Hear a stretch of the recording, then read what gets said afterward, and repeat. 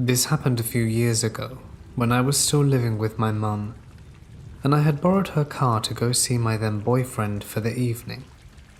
It was around midnight when I got back to my neighborhood, so the roads were empty. And that's when I noticed this dirty, run-down, rusted, white utility van that a maintenance guy would drive, following me. I never ever saw the driver's face, but I got this immediate sinking feeling in my stomach, because something felt wrong about this van. Now I was only 20 at the time, but I knew better than to just drive straight to my house and letting this person know exactly where I live, no matter how desperately I wanted to just go home and ignore it. But I also wasn't 100% sure they were actually following me yet. I didn't want to jump to conclusions because it was late and I was alone and being paranoid. So I drove to a shopping complex a few minutes out of the way that's well lit and has a public library to see if I were followed there. I thought I lost the van, but decided to wait in the parking lot for a few minutes because I had a bad feeling that I just couldn't shake. Sure enough, the van showed up and was driving in random circles around the parking lot looking for me. This scared me quite a bit, so I drove towards the big mall here that's always got security and police, because it was the midway point between where I was and where I lived. I parked in a pretty well-lit, although empty 24-hour McDonald's parking lot, where I had a great view of the roads and the mall. But I wasn't super easy to spot, and waited to see if the van showed up looking for me. It did. And of course, this would be the only time security and the cops are nowhere to be found, which was half the reason I decided to head there in the first place. Realizing whoever was driving this van was 100% actively following me in the middle of the night, I knew I couldn't just drive home. This wasn't an option. And that's a terrifying realization. Luckily, the police station is just a few minutes away from where I was, so I try to discreetly drive away, hoping the van hasn't noticed me yet. I wasn't that lucky, because it wasn't before long the van was back in my rearview mirror. At this point I'm panicking pretty hard, and my anxiety is high. I finally pulled into the police station parking lot, and seconds later the van came to a stop in the middle of the road for no more than a few seconds. I'm guessing just long enough for them to realize where I led them, and they took off immediately very fast. I did make it home safe and without seeing the van again not long after.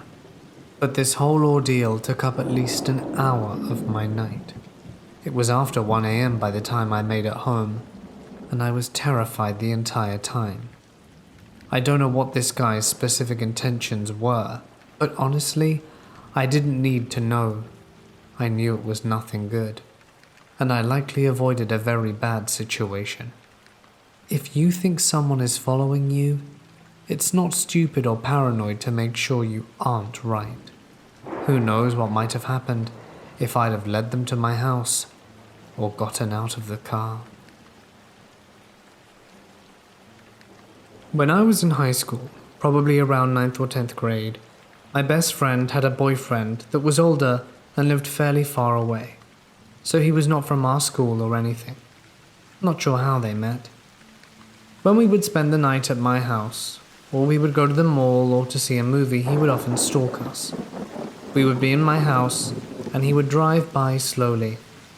Keep in mind he lived nowhere near there, so it was no accident. This was while they were dating. I think he wanted to check up to make sure she wasn't cheating or something. He would look to see if my car was at my house, etc. One time we were at an amusement park that was local and he just happened to show up there. My friend, bless her heart, was kind of dumb and naive, so she honestly thought it was some happy accident he showed up there while we were there. Obviously, I knew this was intentional.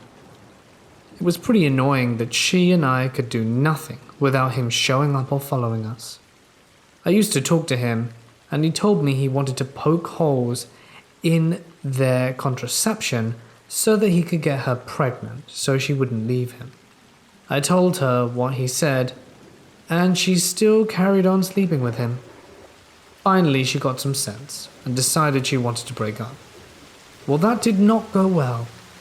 She had a grandmother and was elderly, in the early stages of dementia at the time. Lived alone, only a few minutes from my friends so they could keep an eye on her and take care of her. Well, apparently, the crazy boyfriend began visiting the elderly grandmother regularly on his own. No one knew he was doing this, since she was just a confused old woman. He was saying all kinds of things to her to try and manipulate her. It worked to the point that the grandmother thought he was a great guy, and that my friend and her mum and stepdad were awful for treating him badly. The grandmother had some kind of episode where she was yelling at my friend's parents about everything. It got to the point where they had to take out a restraining order, so that the guy could no longer approach her or the grandmother.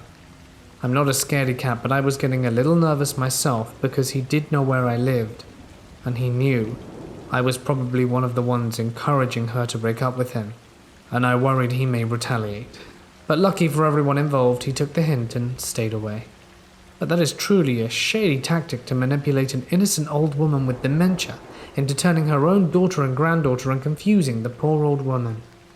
What a piece of work. This happened when I was between the ages of 11 and 12. This was a little over a decade ago. My family and I moved to Philadelphia from New York, and we loved the neighborhood. The owners of the house next door were wonderful. They didn't live there but rented out their house, and they were also from New York. She told us that she had new tenants moving in. However, the new tenants never showed their faces and never came out during the day, only at night. One time, me and my dad were out late at night, and he parked his car in the back of the house. He left out the car and unlocked the gate when we see a car pull up. Not just any car, a luxury car. We both look at each other and pretended nothing was out of the ordinary. There were two people in the car, a guy and a girl. The girl had a hoodie on and the guy had a cap on. It was dark and we couldn't see their faces. They said, "Hey, how are you?" And my dad replied, and they quickly chatted. However, the man kept his head down. I introduced myself briefly, and the woman swiftly said goodbye and they went into their house. We told our mum what we saw, but then again, he could have been renting out the car, who knows. There was another night where I heard people talking in the back, and there were a few cars parked in the back, brand new, shiny, luxury cars. There were multiple different nights where you'd hear voices and people in and out of the house at night. During winter it snowed a lot. It was around 8 a.m. where me and my siblings would go out and shovel the snow, only to discover our side shoveled, or during the fall wherein our leaves would be swept up. Another day me and my dad were going out again, and this time the same guy from last time came out and a different guy came out. The man said that he needed something fixed in his house, and then went on to say, "Hey sweetie, how are you?" I greeted him back. My dad said sure he could fix it, because we weren't going anywhere important. My dad went in there and was in for about an hour. When he returned, the guy paid my dad with a wad of cash and thanked him, and the dude quickly went inside. We got in the car, and then my dad told me the dude gave him money for something simple and didn't want him going around the house because the house was a mess. My dad had no intention of walking around the house, but okay. My dad said there was a small door in the wall. I thought it was cool because houses with secret compartments and things of that nature, and watching movies are cool. Another few weeks go by, my siblings and my dad were in the basement just chilling, and there was this banging and loud scream coming from next door. We thought it was odd, perhaps kids playing or something. My dad left for a brief moment, and next thing you know, police cars swarmed our block and there was a helicopter ordering someone to get out. Scared, me and my siblings came outside, and you see cops going in and out the house. The cops told us to stay back, because all you see were military-grade weapons and just bags and more bags in the street. The cops asked me a few questions about them, and I just said they didn't bother anyone, and that I heard a loud scream before they came in. He was just with us and making sure we weren't scared. Then my dad came and was screaming, asking what happened. They told him about what was going on and that we were safe. The news came and started asking my dad questions or whatnot. My mum raced home from work because she saw our house on the news. And after that happened, we learnt they seized over $1 million of heroin, cocaine, weed, and many others. The weapons were dangerous, and usually the military has them. Not even cops carry them. The US Marshal came the next day and told us to make sure nobody comes inside the house or knock on the door, and if they do, to call them. That was crazy and wild. I worked at a local pizza joint in my small hometown back in 2016. About 6 months into the job, I had an older man around 70 years old come in. He walked up to the counter and had asked me for a soda. He then sat at a table. A few minutes later, he came back up to the counter and asked what my name was. I told him, as we didn't have name tags. I didn't think anything of it, and he walked back down to the table to sit down. 10 minutes go by and he came back up to the counter and said, "What would you say if I were to ask you on a date?" Immediately I got a bad feeling. I uncomfortably laughed it off and told him no. He then left. A few hours later, I saw him walking back up to the pizza place. I told my co-worker that I was uncomfortable and that I didn't want to serve him. She agreed with me and I hid in the back while she spoke with him. After a few minutes, I came back and she told me what happened. She said he asked for me, and she told him that no one named Courtney works here. And then he said, "Yes, she does. She's 5'3", has purple hair, and she's off on Tuesdays and Wednesdays." I'd never seen this guy before, but somehow he knew my work schedule. I immediately called my dad. He's an officer, and I wanted to see what I could do. There wasn't anything I could do but avoid him whenever I was working. I had to let everyone know the situation and how uncomfortable I was. However, when he came in, they forced me to handle him. The next time he came in, he was telling me about his 18-year-old girlfriend in the Philippines. He then went to the restroom and was banging around in there for at least an hour. And then he just left. I would occasionally look out the window to see what was going on outside, and I would see him in his car with a newspaper in front of his face, watching me. Everyone would tell him to leave me alone, and that I was only 18. He didn't care. He would follow me around the grocery store, which was right next to the pizza place. I got used to all of this.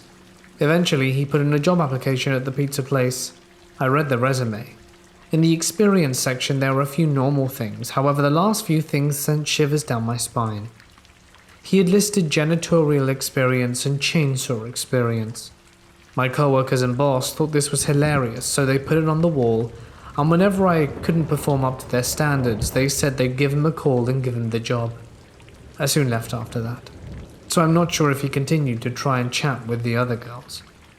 A few months later, I started working at a rescue center. I was talking to a few co-workers and they brought this guy up. The exact same thing happened to one of them at the previous jobs. Some 70-year-old stalker. Creepy. It was August of 1992, and I had just moved to Sydney, Australia from my home in New York. My grandfather had recently passed after a prolonged cancer battle. He was my favorite grandparent, and almost 30 years later, I still miss his warmth and stories. I still dream about him to this day, and in my dreams I tell him how much I miss him. During this period while he was dying, my parents had been making plans for our family to move from our home in New York to Sydney, Australia, as my dad is Australian and had been offered a job during a previous visit to his side of the family. The combined passing of my grandfather and the sudden uprooting of my comfortable and familiar life to live halfway across the world had left me feeling insecure and alone. forced to adjust to a life in a different cultural environment, away from all my childhood friends, and old school, was different for a 10-year-old. To help alleviate these feelings of homesickness, my parents got me a puppy, a chocolate Labrador called Milo. He was only 6 weeks old when we got him. Unlike all puppies, he was a handful.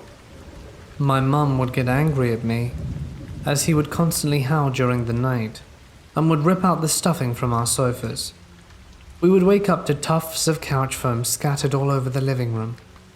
My mother was a manic depressive, and losing her father, my grandfather, had only compounded her grief and rage at the world. She threatened to send the puppy to the pound, or give him away to one of her friends. When my mother would lose it, I would take Milo out for a walk near our home. We wouldn't venture too far, just a few blocks to this park I knew, where we could be alone, and I could think. The park is hard to describe.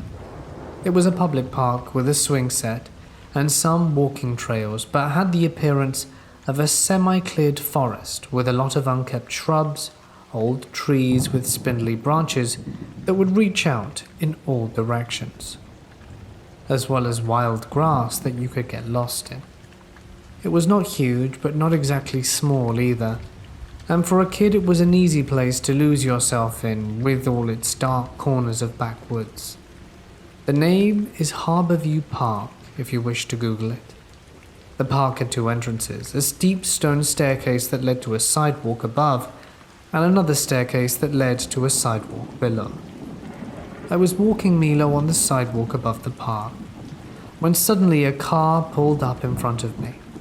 I think the car was white, and I don't remember the make now, but it was some kind of sedan. An overweight middle-aged man with a huge walrus moustache and sunglasses got out the driver door in front of me and looked straight at me. I froze, and I still remember him saying, "I'm not gonna hurt ya," and that triggered some primal panic in me. My parents had always told me to be very wary of strangers, and even at 10, I was fully aware that children were prone to being taken and have their lives ended. I grabbed Milo up in my arms and bolted down the stone stairs, descending into the deep bowels of the canopied park below. My heart was beating so loudly I could feel its reverberations in my throat. I darted behind some shrubbery near a broken tree trunk. I was holding Milo so tight against me that I was worried I might crush him. Through the branches I could make out the street above and see the white sedan was idling above, but the man did not follow me. I hid there in the shrubbery, almost completely still for what seemed like half an hour. The car above never moved, but no one came down into the park either. Eventually I ran through the long grasses and through detritus of this half-park, half-forest floor. Sunlight poured in from the other end of the park like a light at the end of a tunnel. There were stairs at the southern end, just like there were above. I walked down the street, nervously glancing around for a white sedan. It was twilight now, and the sun was setting beneath the red brick house that made up my neighborhood. I resolved to make it back to my home and ran the 5 minutes back, never telling my parents what I thought had nearly happened to me. About 2 days later, I heard on the local news about an abduction. A girl disappears while getting off her bus a few suburbs away from me. There are people being taken all the time, and of course there's no proof it was in any way related to my own experience. There's also no proof that the walrus-moustached man in the white sedan was even out to take me. It's possible he was going to ask a 10-year-old for directions, and I was nervous. However, I don't believe a normal grown man would stop and ask a 10-year-old for directions, or anything else of an innocent nature for that matter. Was he out to take me? I'll never know for sure, but I think I made the right choice in running. For a long time I was scared to walk my dog near my home, and I would get a lump in my throat whenever I saw a similar car slow down near my side. I eventually moved on, but I'll never forget that feeling of sheer panic I felt as I rushed down into the park that day. Back when we moved into our house, we were introduced to all of our neighbors by them coming to our house with cookies or brownies like they do in the movies. This was a nice, quiet, middle-class neighborhood, made up of mostly older white people and new families.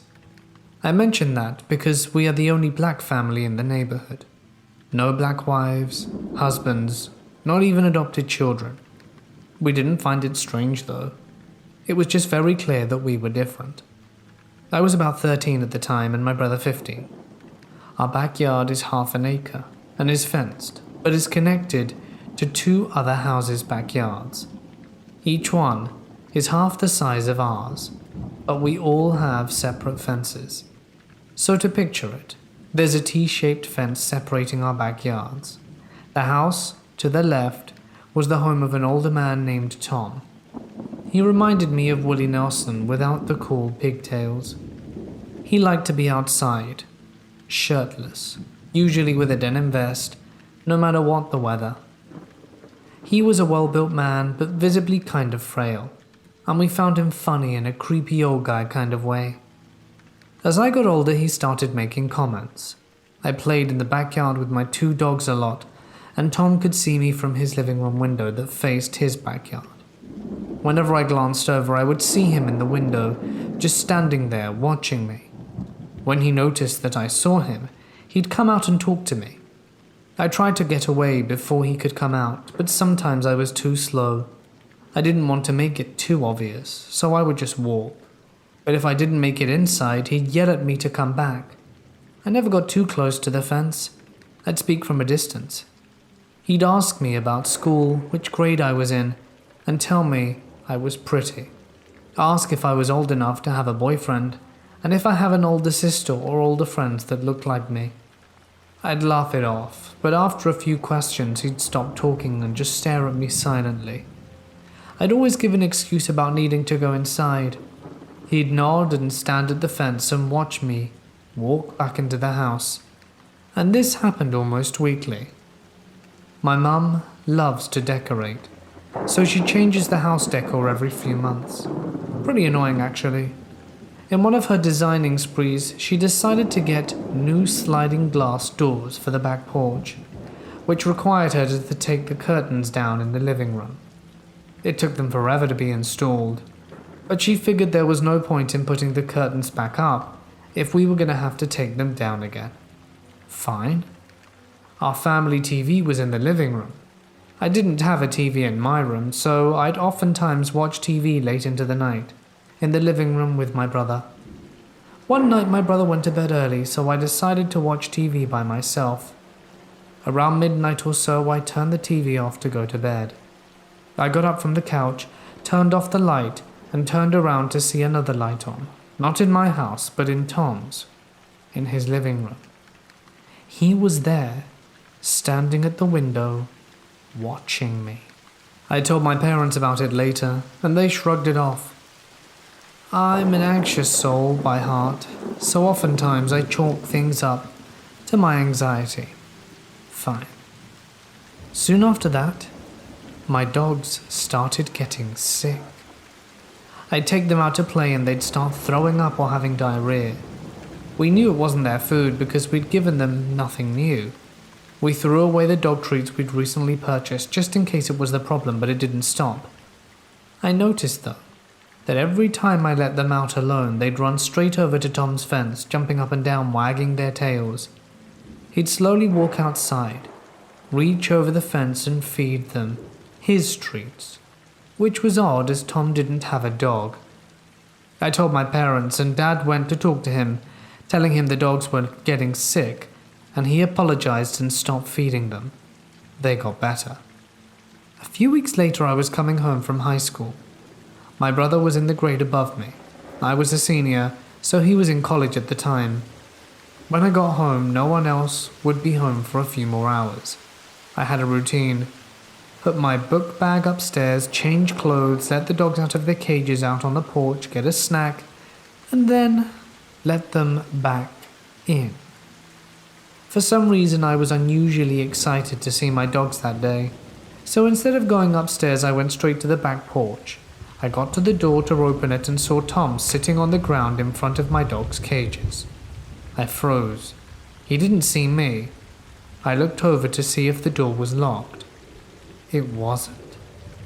I locked it as slowly as possible so it didn't make a noise, but it did. He looked over and saw me standing there. I ran upstairs and called my parents. My mum's a nurse, so she didn't have a phone on her. And my dad just never answered his phone. I didn't think it was serious enough to call the police, so I just hid. And after a moment I heard him knock on the door. It wasn't loud or aggressive though, it was almost friendly, like he wanted to talk. This time I tried calling my dad again and he answered. I was crying and telling him Tom was on the porch, and he said he was heading home now, but that he was over an hour away, and I just sat in my room waiting for my dad. The knocking stopped, my dad got home and Tom was gone. I don't know what happened between Tom and my dad, but he stopped coming outside and talking to me. He never stopped watching though, always standing in his living room. Sometimes I'd see him through the window and he'd wave, but always with the light on, just so I knew he was still there. I'm a female volunteer for the fire department, and this happened a few years back when I was 20. During our drills at my former department, our bay doors are open so people have been known to walk in and talk to us and ask questions or just look at the trucks. One evening this 23-year-old dude strolls by, a fellow firefighter from another town, which isn't uncommon. Firemen stop by other departments all the time when in town. He made his rounds and was talking to my chief, my captain, and the young guys. And he made his way over to me and started chatting me up. He was a nice guy, good looking, and we exchanged Snapchats. It didn't take us long to figure out that he was a psycho. A week after talking with me, he messages me. So how come you didn't swipe right? Confused, I asked him what he meant, and then this unfolded.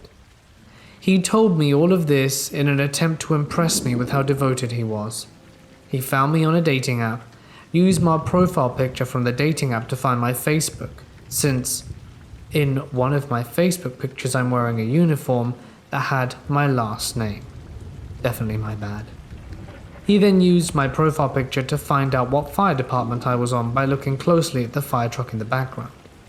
He told me he walked by my fire department almost every day to see when we drilled and to spot me, and that he's telling me this. I'm confused as heck, and he then goes, "I'm having a pretty rough day. Can I come over?" Cue to him telling me he's on his way. He used my Snapchat location to find my work and house. My location now is off on everything. When he arrived, he brought a love letter and gifts. He said he was sorry and confused and just really wanted things to work out. I told him that he needed to leave and never speak to me again, to which he obliged by leaving, saying if that would make me happy. He then made 3 to 4 new Snapchat and Facebook profiles in an attempt to add me back. At one point he got clever and made his Snapchat username Chris Smith 1990, which made me go, "Hey, it's my friend Chris Smith." Lo and behold, it isn't. Once I realized it wasn't my friend, but instead the psycho, he asked what I could do to make it up. I texted get lost and to set himself on fire, and then I got a video of him walking into the woods. And then he did that. He flicked a lighter over his hand, and I thought, haha, yeah. Then his entire hand and arm lit up, followed by screaming, and it cut out. I started to freak out thinking, oh crap, and immediately got a photo of the hairs on his knuckles and arms burnt off and his burnt shirt. He was okay and was coated in something flammable, but something that wouldn't actually damage him. Creep. I blocked him again. He stopped coming over after he presented himself at my house, and he saw that I had a firearm. I didn't know how to use it, and I wasn't planning on using it in fairness, but it sent the point across.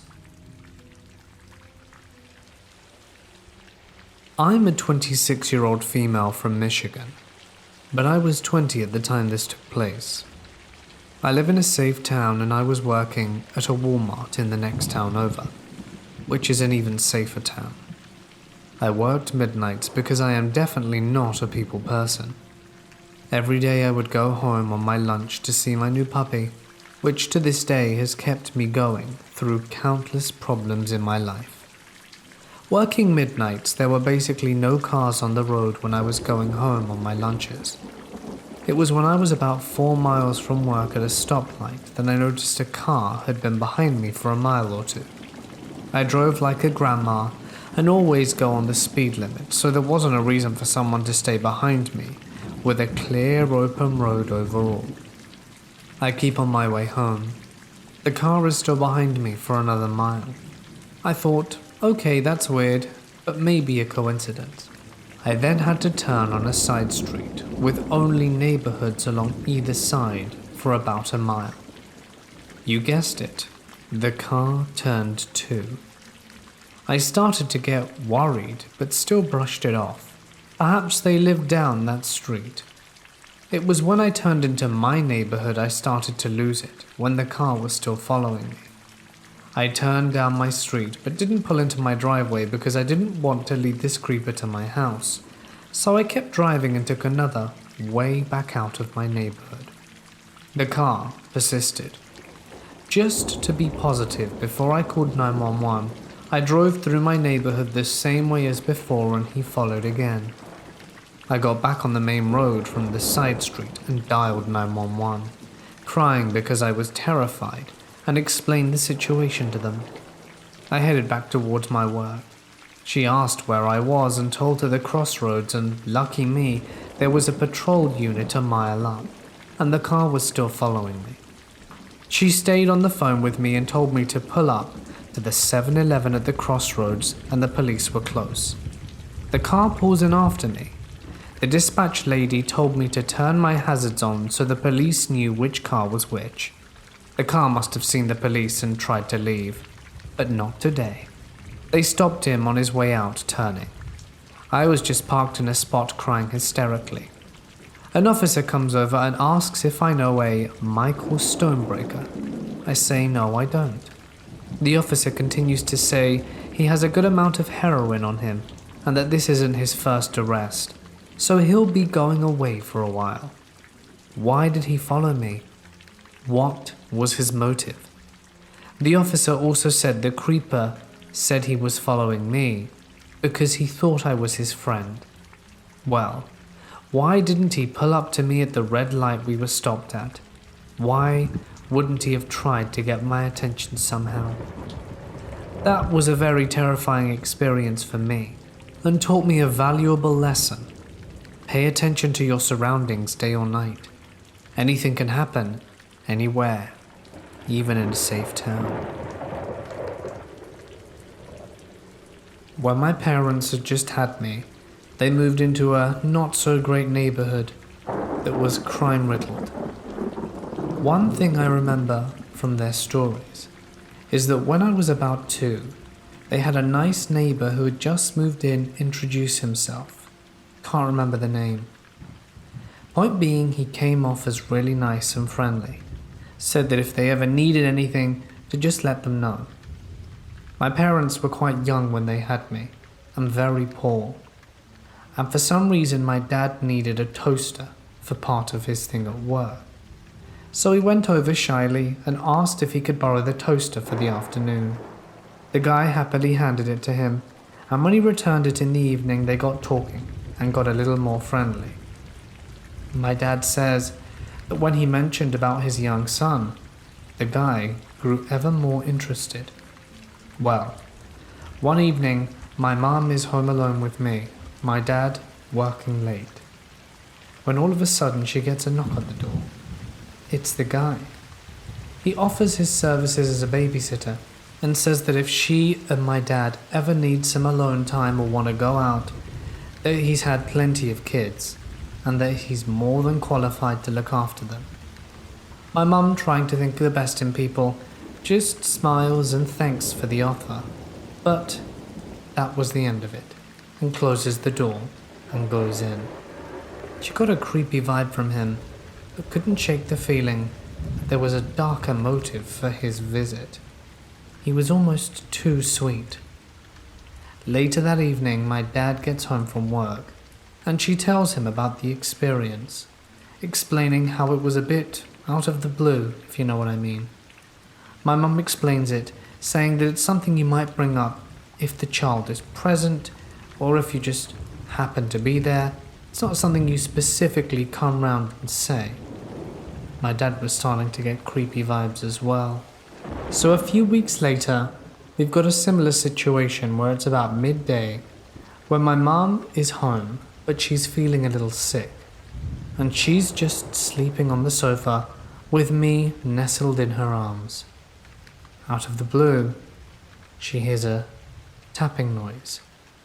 She looks over, and as it's fairly open plan, she can see the kitchen window from where she was positioned on the sofa.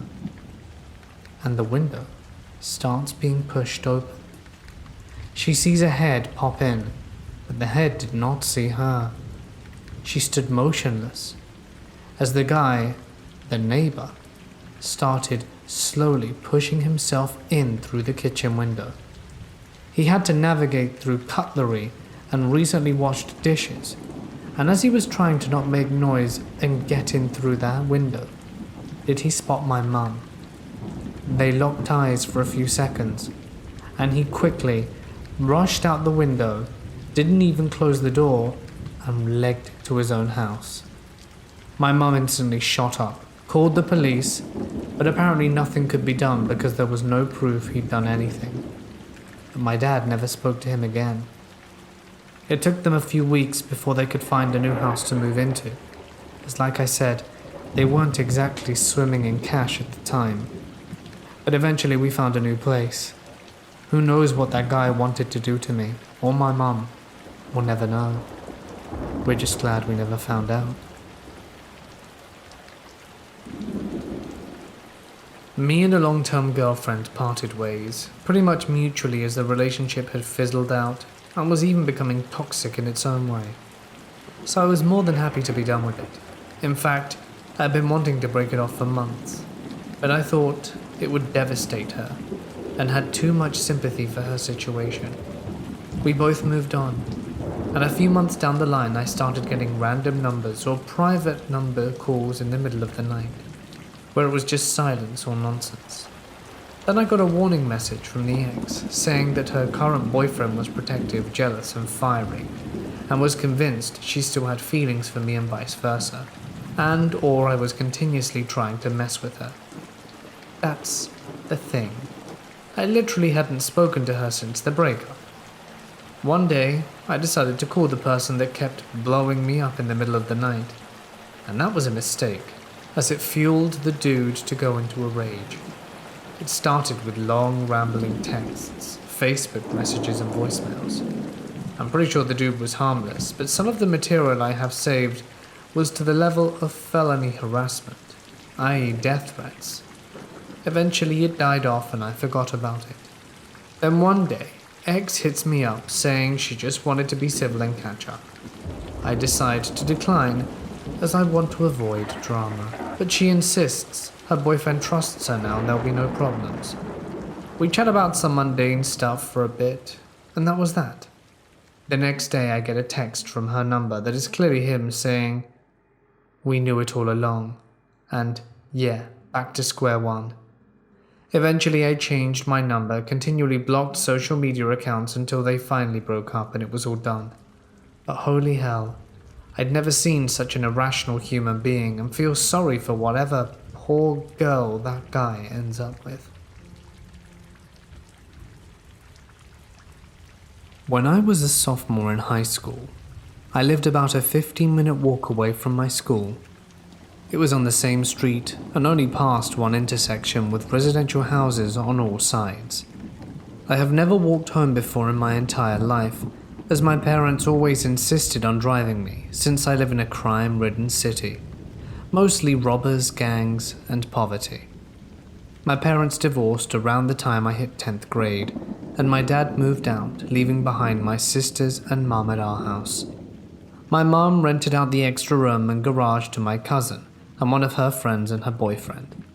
I remember my mum had asked me to walk home since she was working a double shift at work that day.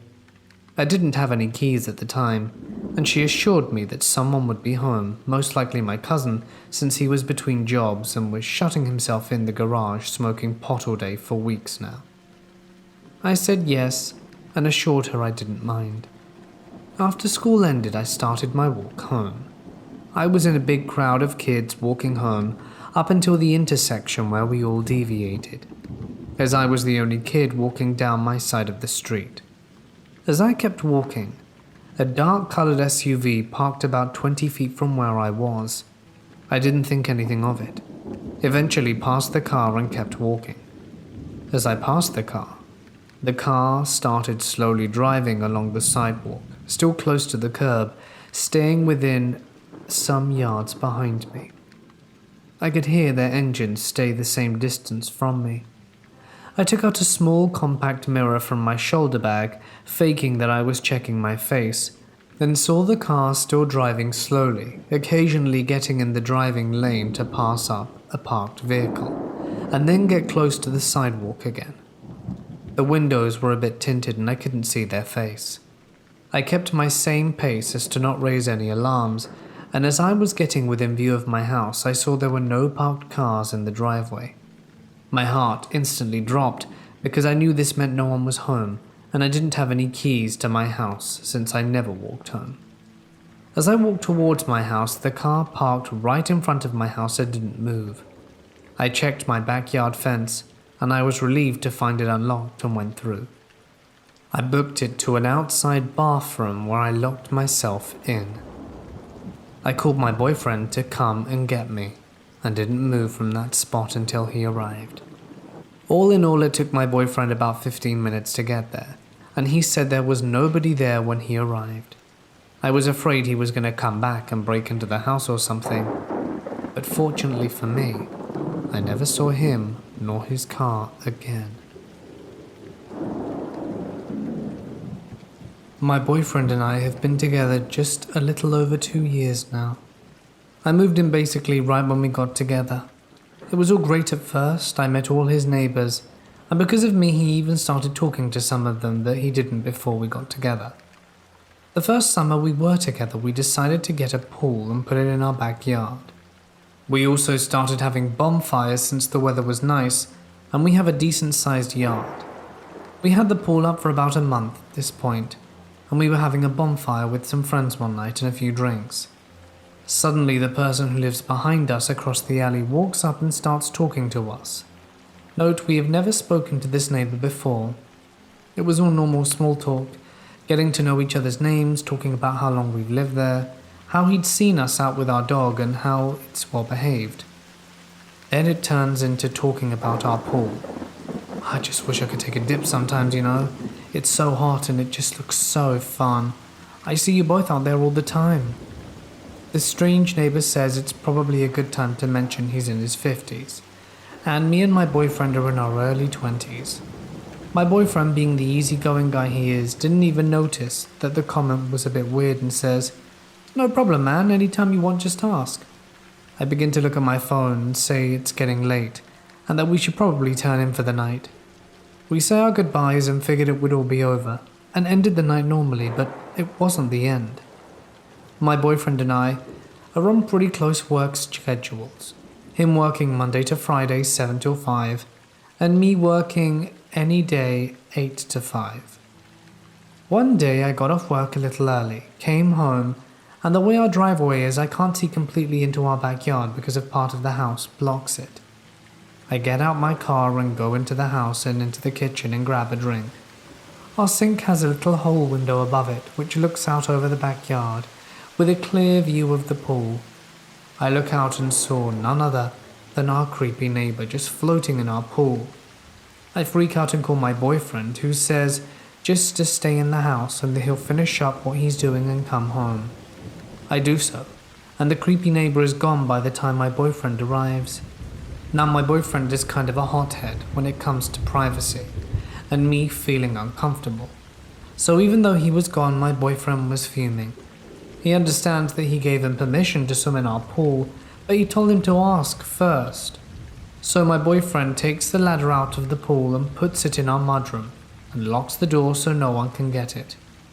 Later on in the night, luckily my boyfriend was calmed down and saw the creepy neighbor outside with the dog and spoke to him about swimming in our pool without asking.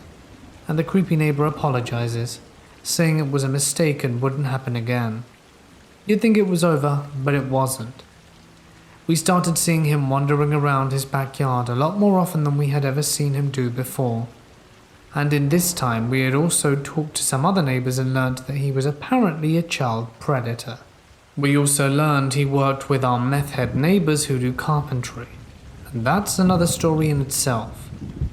To give you some background to the next part of the story, like I mentioned earlier, our kitchen has a window that looks out over the backyard, and right next to our kitchen is our bathroom, which has a huge window that also looks out over our backyard, which happens to be right in front of our mirror and washer and dryer. Also, since my boyfriend had been a bachelor before me, he hadn't taken much time in buying curtains or anything for the house, so the windows were just completely open. Also, so you can get a better picture, I may be in my early 20s, but I look as if I could be 16. We find out through neighbors who were decent friends with the meth heads that apparently the creepy neighbor had been talking about watching me undress and how he even tried to peek in other windows to try and see me in other places of the house. When my boyfriend hears this, he isn't happy. He begins to get even angrier every second, and you can see his face turning red. He, as calmly as possible, asks the nice neighbors that had told us this if they had a spare no trespassing sign they could have, since they just put some up in their yard. They did, and along with the stake to put it in the ground. He charges up to the house, grabs a hammer, and then in the backyard where he begins to scream about creepy neighbor being a pedophile and that he's a peeping Tom. He screams for 10 more minutes, causes a few people surrounding neighbors to come out and look, and all the while I'm sitting in the house feeling completely violated. He finally came in completely calm, hung a blanket on the bathroom window and calmed me down since I was very freaked out. The next day I looked up his name, and he had actually been to prison for sexually abusing his niece and a few other things. Eventually he moved out and we never heard from him again.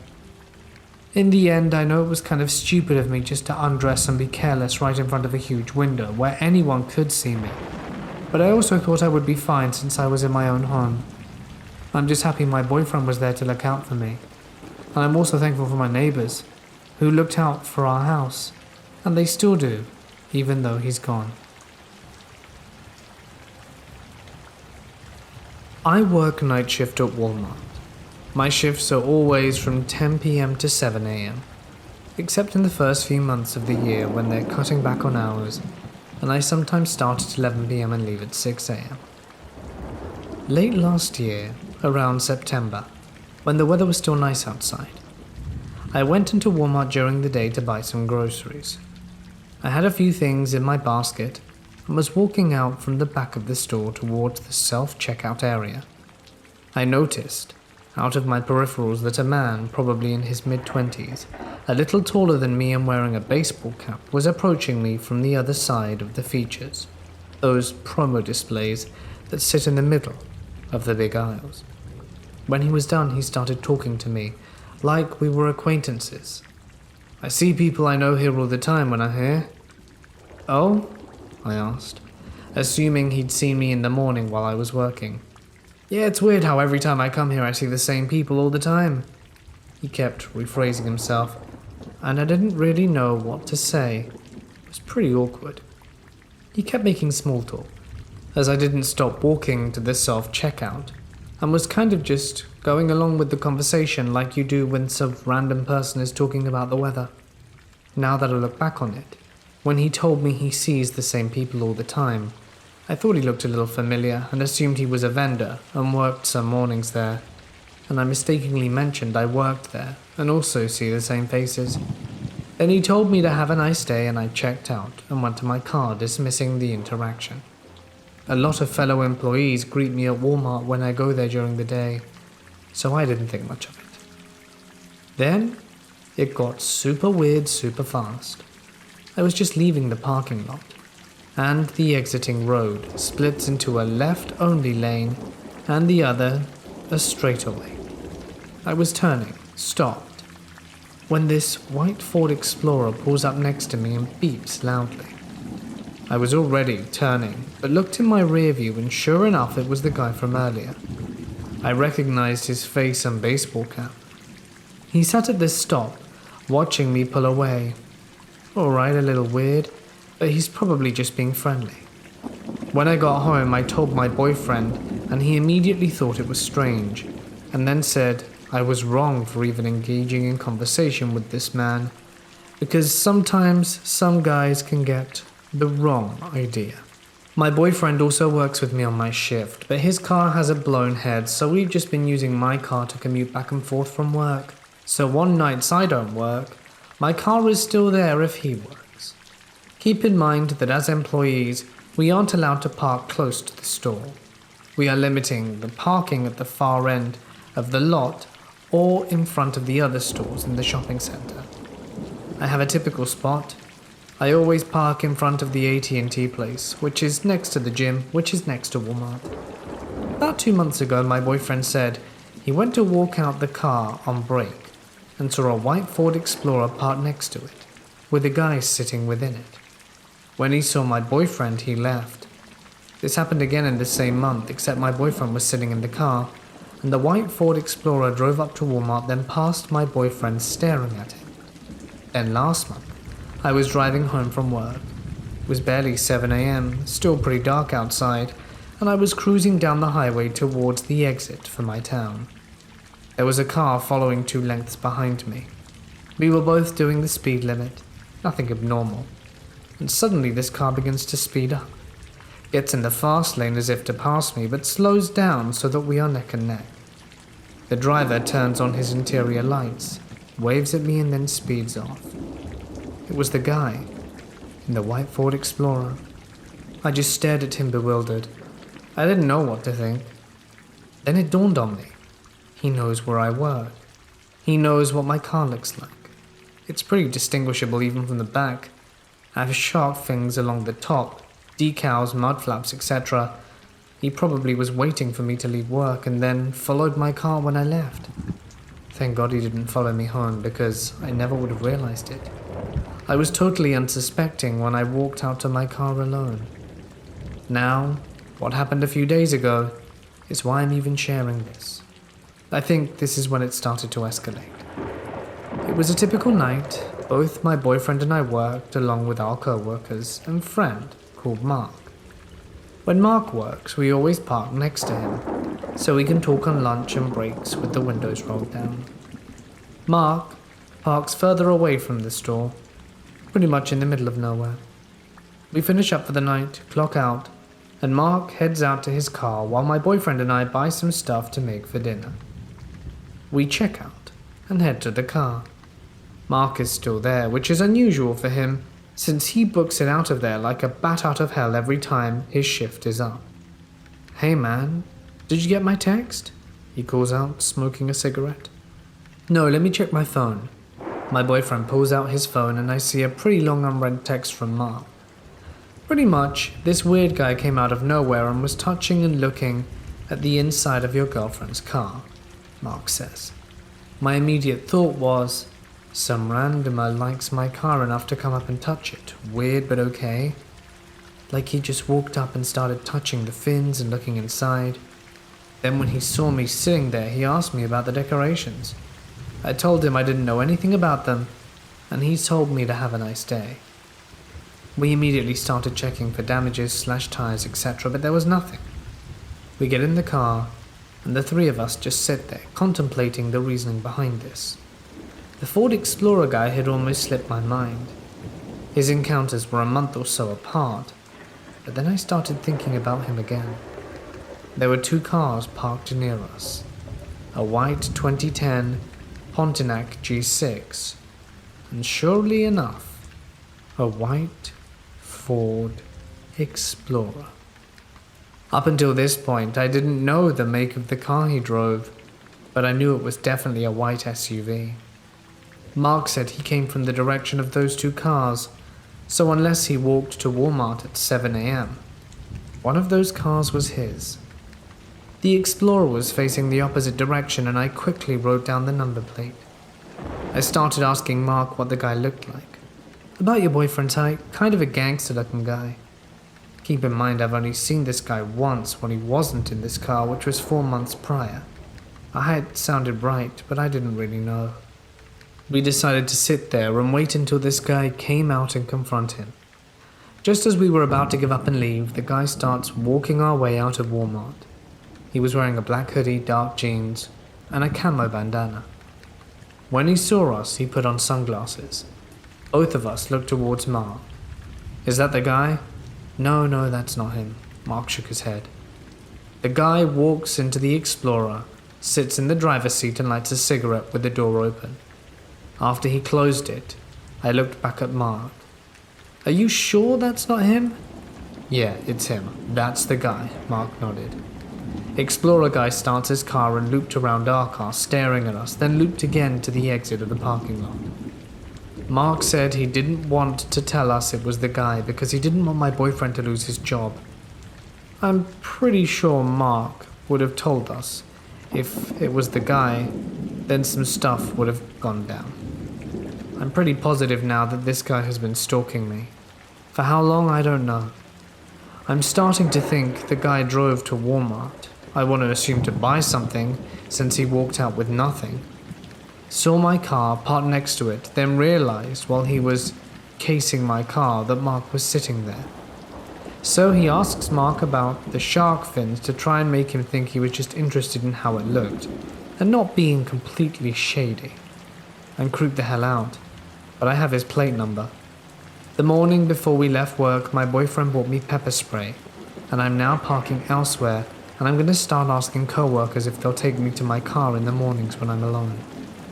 I don't know what I can do, or if anyone would take this seriously, because he hasn't tried anything yet. Sadly, I'm a pretty dainty girl, too brave for my own good, and I couldn't fight my way out of a wet paper bag. But I don't think this is over yet. Last night I was stocking yogurt alone at around midnight, when I hear, "Excuse me," from behind me. Thinking it was a typical customer question, I turn around while politely replying, "Yes?" When I fully turned, it took me a moment to realize who was approaching me. Stalker.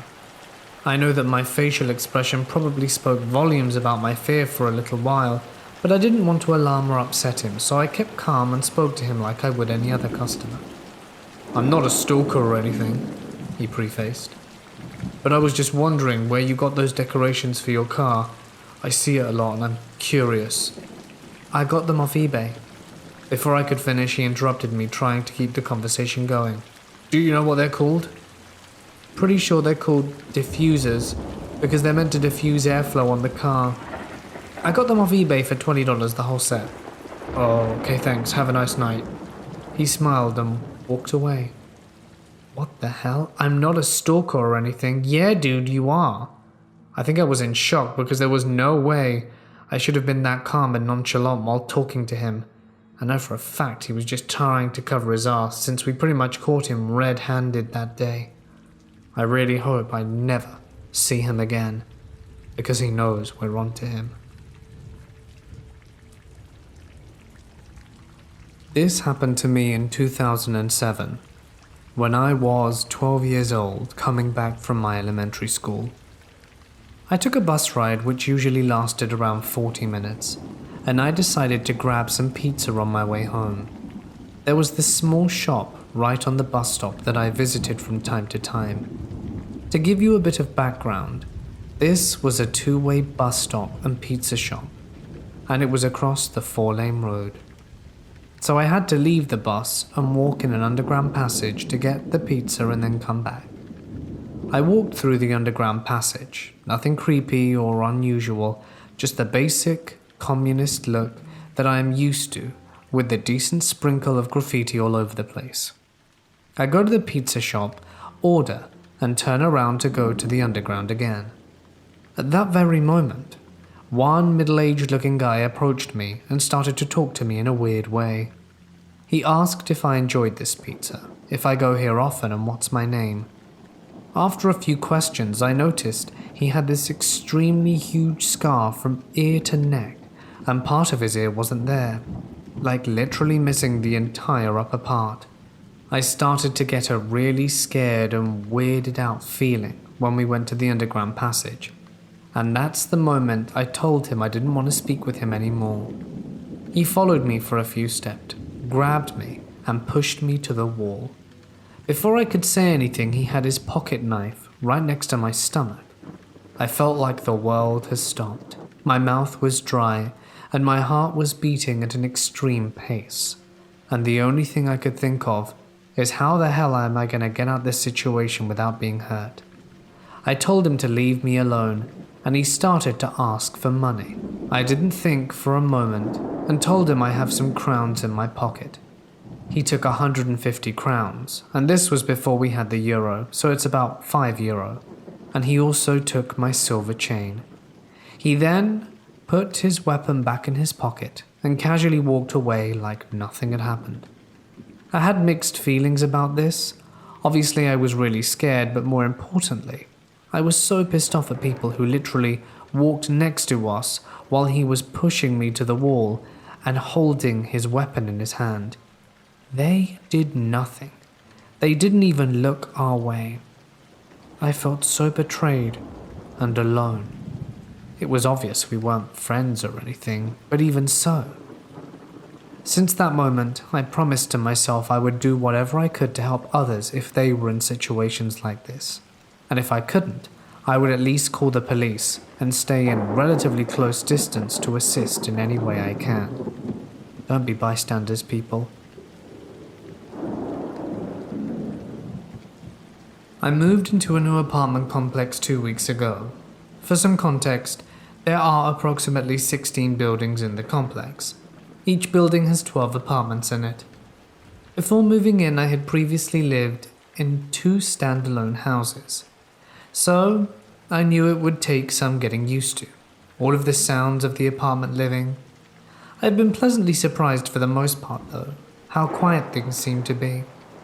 That is, except for my neighbors across the hall. It's a mom, dad, and their 3 young children, ages 1, 3, and 9. Initially, when meeting the parents, they seemed really friendly. The mum said she's a teacher, and the dad works for the apartment complex doing maintenance. Every single day the mum screams at her children. Initially, I chalked it up to being cooped up inside with 3 little ones. I get it, parenting isn't easy. Also, I don't like to start any trouble and butt into people's business. The first week or so, I would just turn on the TV or the AC to tune out the noise. It began escalating though, until one day her screaming became too much. I thought about calling the police or going right across the hall and having a word with the mum, but decided neither of those would work. I was having an inner battle about what to do. I began listening closer and heard her calling her children stupid, as well as other horrible things. Every other word had a curse in it, and I decided to write a letter to the office of the apartment complex, thinking they could at least speak to them, since the dad works for them. They quickly got back to me and told me they would address it. Fast forward to later in the day. I noticed it was quiet across the hall and assumed the office had spoken to them, but wasn't 100% sure. At this point it's around 7 p.m. I decided to take my dog over to the dog park. As I was walking to the dog park, I have to walk across 2 parking lots. In the second lot, I have to walk all the way to the end past a row of garages. The entrance to the dog park is behind the garages, and that in itself is a bit unnerving as a petite 5'1" woman. As I was walking through the second part, an older Middle Eastern woman was walking towards me. It looked like she was coming from the park or one of the garages. I assumed she lived in one of the 2 buildings right there, and as she got closer I smiled and said hello, and she just stared at me, with no smile, no greeting, nothing. I thought perhaps she just couldn't speak English, and I continued towards the park. When I was walking past the row of garages, almost at the end of them, I turned into the dog park. I heard footsteps behind me. I turned around and noticed the woman walking a little ways behind me. When I turned around, she stopped and kind of looked around as if to not have me notice she was following me. Once again, weird. That being said, I wasn't too worried about it, as she was an older woman, plus if worse came to worse, I always carry a pocket knife on me, and I have my 50-pound dog who's very protective. I continued to the dog park, ignoring the woman. While collecting some tennis balls to throw to my dog, I looked up and noticed the woman standing at the edge of the parking lot, just outside of the dog park entrance. There is usually a big, lifted work truck that sits back there. She stood behind the truck, and all I could see were her legs, which were facing me. I knew for a fact that it's not her truck, which weirded me out even more. I continued playing with my dog while keeping the woman in my periphery, and after a few minutes I noticed her walk away. Okay, good. I was just being paranoid. Then, not 2 minutes later, she was back again. This time though, just standing there, stretching and staring right at me. Again, I greet, say hello and wave, but she says nothing, and just carries on stretching. At this point, I'm texting a few people, letting them know what's going on, because I'm just confused about the whole situation. I decide the next time she walks past, I would leave as well. And after 2 to 3 minutes, she walked away. Great.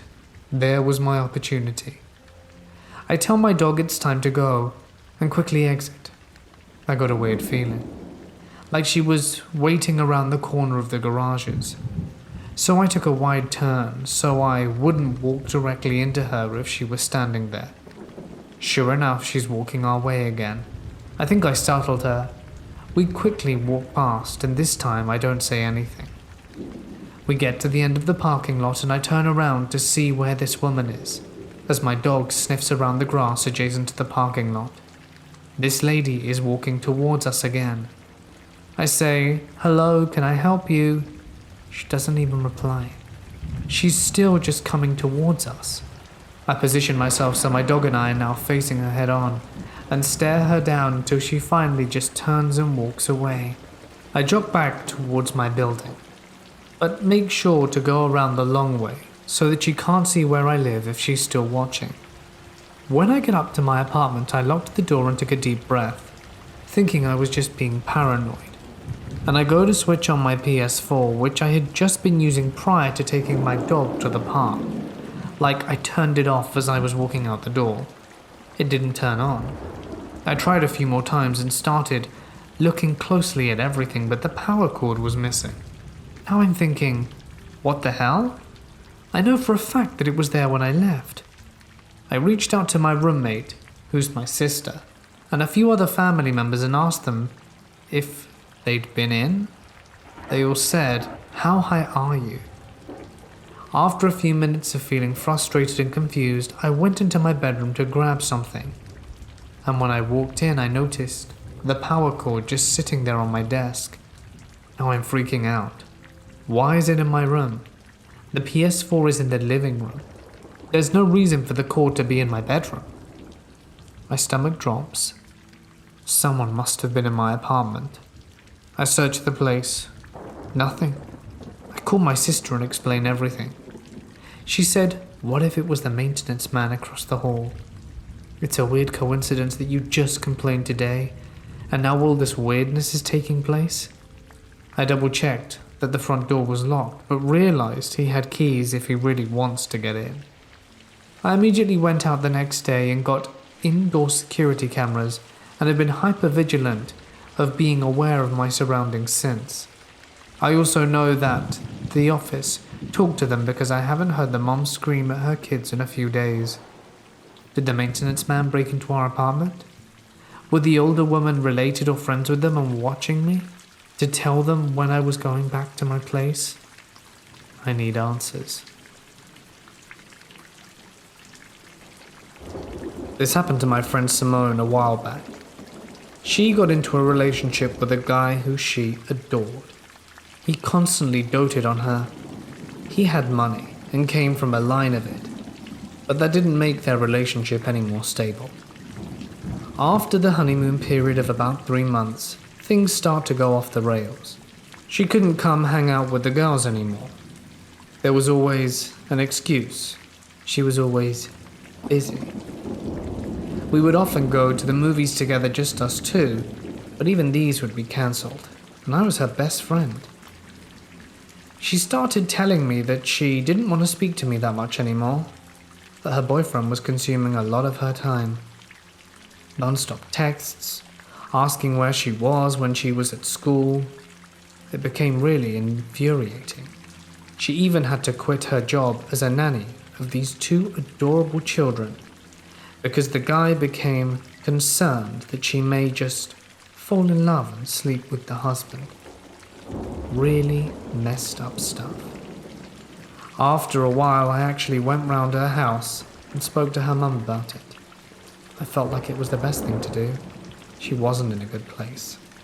And after a good chat and staying over for dinner, crying and falling asleep together on her bed, we agree that the best course of action would be to tear off the band-aid and let this guy go. It took her about a month, but she dumped him. She finally saw how manipulative he was being and how it's not normal to try and control your partner's life. But then the stalking began. He started sending her gifts, all of which she refused. Then, following her, she got a new job working at a supermarket. She'd be followed home in her car by her ex. When she got home, he'd usually just drive on, and she began to get really annoyed. She had ceased contact with him about 3 months ago at this point, and she started messaging him again, demanding why he was still following her, that they were broken up, and that he should just get over it. He said that he still loved her, and that he would not relent until they were together again. He didn't stop saying this, and said that he needed to make sure she got home safely. It was his number one concern because he loved her, that she was his soulmate. As you can imagine, this went down really well. So well, in fact, she ended up getting a restraining order, which didn't do much until they tried to get further police involvement. At which point, he finally got the memo that perhaps it's best to let sleeping dogs lie. And that's how the story ended. But it was a very challenging year. Thankfully, Simone is now with a lovely guy. This happened when I was a sophomore in high school. I used to take a private bus to school and back. However, when it came to dropping me off home, I was always the last one because I lived a little bit outside of my school district.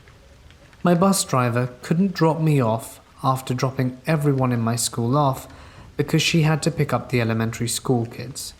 As a high schooler, we left school much earlier, so I either had to wait for her to drop every elementary school kid off, or I could just walk home from the elementary school.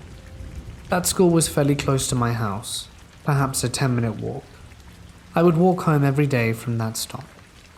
On one particular day, I got off the bus that would park behind the school's field in the back and started walking towards this adjacent parking lot. The school is located in front of a very busy street that was connected to the highway, and in front of the school there was a mall. I always wore headphones to avoid the noise of the busy street while I was walking home. When I got to the other parking lot, a small white car had pulled up and the guy inside started calling out to me. I usually ignore everyone that tries to talk to me when I'm walking home, but I accidentally made eye contact, so I decided to see what he wanted. I didn't notice it then, but looking back, the man was acting very strange. He was sort of jumpy and sweaty.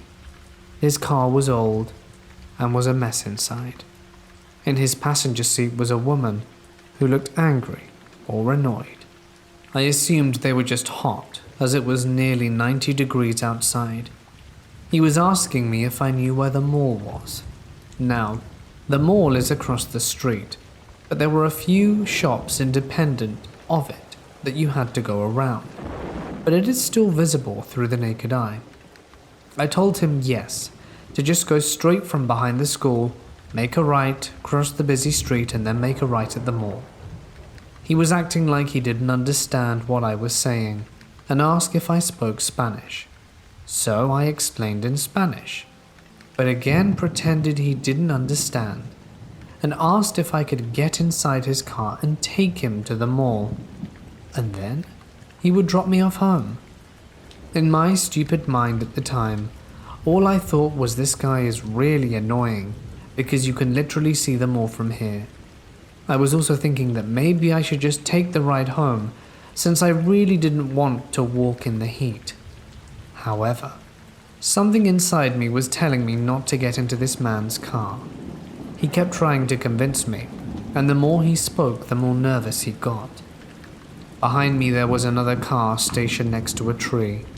Sometimes parents would wait for their kids a few minutes before school was over. There was a woman in the car with her window down, just glaring at the guy. The guy kept looking behind me at her. After rejecting him politely for the millionth time, he finally said okay, thank you, and sped off. I thought that was weird, but perhaps he wasn't from around here, which is why the streets were confusing for him.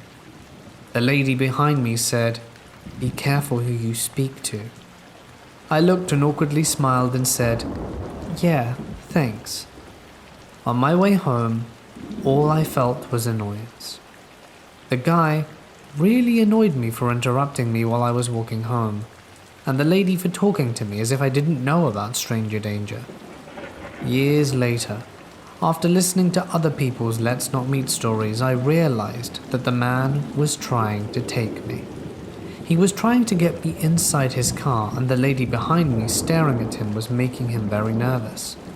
The passenger woman was probably there to get kids' confidence, but she was probably annoyed she had to be there in the first place. Perhaps she didn't want to do this. It honestly gives me chills to think they went to a school to try and pick up children. I wonder who else they tried speaking to. There are parents and security around, which is why I didn't see him as a threat at first. But if it weren't for my gut feeling, I could have easily gotten into his car and never been seen or heard from again. Also, that lady's presence really scared him off. So thank you, lady. And creepy sweaty guy trying to pick up kids. Let's not meet again. I grew up in a rural part of Ireland with only 2 neighbours. I lived on my great-grandparents' old small farm and had renovated the old barn into a garage for my dad to work as a mechanic. My closest neighbour was my dad's aunt-in-law, who never really bothered us. But our other neighbour, who we let use our lane as an easy access point to their house and farm, even though the other lane going down to theirs was a much shorter method but a tight road for a milk tanker and silage harvester. You see, I had a large extended family with 14 or so cousins who were always at my house hanging out. 2 of my cousins who I got really close with, Mick and Jim, befriended the neighbour's middle child, George, and his family was always looking for my dad to help fix something, and George was always tagging along. We had so much fun together as kids, but everything got so much weirder as we grew up. George was about 14 when this started to happen. One day when I was 16 years of age, the neighbours needed their Jeep fixed, and when George was dropping it off for his dad, he realised that my parents weren't home. I noticed the back door was unlocked, so instead of knocking and calling our names, he walked into the house and up the stairs to my bedroom where I was sleeping, opened the bedroom door, and just stared at me while saying my name very quietly. I woke up confused as to what was going on. My family were loud and rambunctious, so someone quietly saying my name was definitely abnormal. I asked him what the hell he was doing, and his excuse was, no one was downstairs and I heard voices upstairs. The voices were my TV playing as I fell asleep. I passed it off as nothing and just got him out the house ASAP. I quickly dressed and wasn't freaking out about him seeing me. And when he left, I went down to my sister's room on the bottom floor and asked her if she heard George knock or come in. She was sitting there doing schoolwork and didn't hear a sound. Just the Jeep driving up, which is normal for my dad's family to use the garage. They all had keys to it. as it was just farming machinery, and she thought nothing of it. Another incident involving George was when my cousins Mick and Jim were invited to come hang out with us and play video games. Everything was fine that day until later in the evening, when Mick went to the bathroom and 2 minutes later, George disappeared after him. Not long after, Mick came back and asked if I'd seen George. He hadn't. Then I heard the floorboards creak from my bedroom, and as no one else was upstairs, so I was confused, I went up and found George in my closet snooping through my stuff. I grabbed him by the collar, pulled him out my room, and I was furious as no one was allowed in my room. I was a 17-year-old 5-foot noodle of a girl that had Asperger's syndrome and a bad mental health record, so to me, my room was my sanctuary. His excuse was that he was looking for Mick and thought he was up here. I was at this point screaming at him to never come near me or my room again, and about how creepy all of this was. All the while he kept laughing like it was a joke, and for me it wasn't. He was refusing to leave, so I did the only thing my dumb brain could think of, and that was to put him on his arse and drag him out myself. I swiped his feet and he fell to the ground and slid down the stairs, and this boy was at least 6 feet tall and weighed twice as much as me. It astounded my cousins and parents, who all came running to the bottom of the stairs and found him on his arse, starting to cry. My family were extremely confused but stayed calm and asked both of us what happened. Surprisingly, he told them what he had done and never made me out to be the bad guy. When I came downstairs about 5 minutes later, after a small cry, my family asked for the recall of the events and never punished me, but asked George to never come to this house again without my dad's knowledge, and that if he does, we will not let him use our lane anymore, as legally they had no right to use it. George never stepped foot in the house again, but would always speed down our road in anything he was on, whether it was a tractor or jeep. He even ran over our dog in his quad, ATV for the Americans. I had a lot of younger family members overall at the time, and we did think about putting up a gate, but the road was a huge street and was too wide unless we cement the posts into the middle of the road. But he didn't care. He would purposely drive the tractor past our lane at 2 or 3 a.m., turning at the top of our lane. Instead, we put a cattle guard at the point where our lanes met their land. That made no difference, so my dad now has to park a vehicle, which is generally always his transit van, in the middle, so they purposely have to slow down to go around it. This all happened 4 years ago and I've barely seen him since, but I've moved out and into my own place with my boyfriend, who happened to go to school with George. My boyfriend was a few years older, but George was the same age and in the same class as my boyfriend's younger brother, and I'd heard from them that when George was 17 he was FaceTiming an 8-year-old girl and touching himself while talking to her. The young girl's mother walked in and sees what he's doing and files a police report, but on Facebook photos of the interaction. They had it all. He is now, from what I heard, on probation and has an ankle tag. What a creep. Let's never meet again. I met Carter at a convention. Right off the bat, he scared me.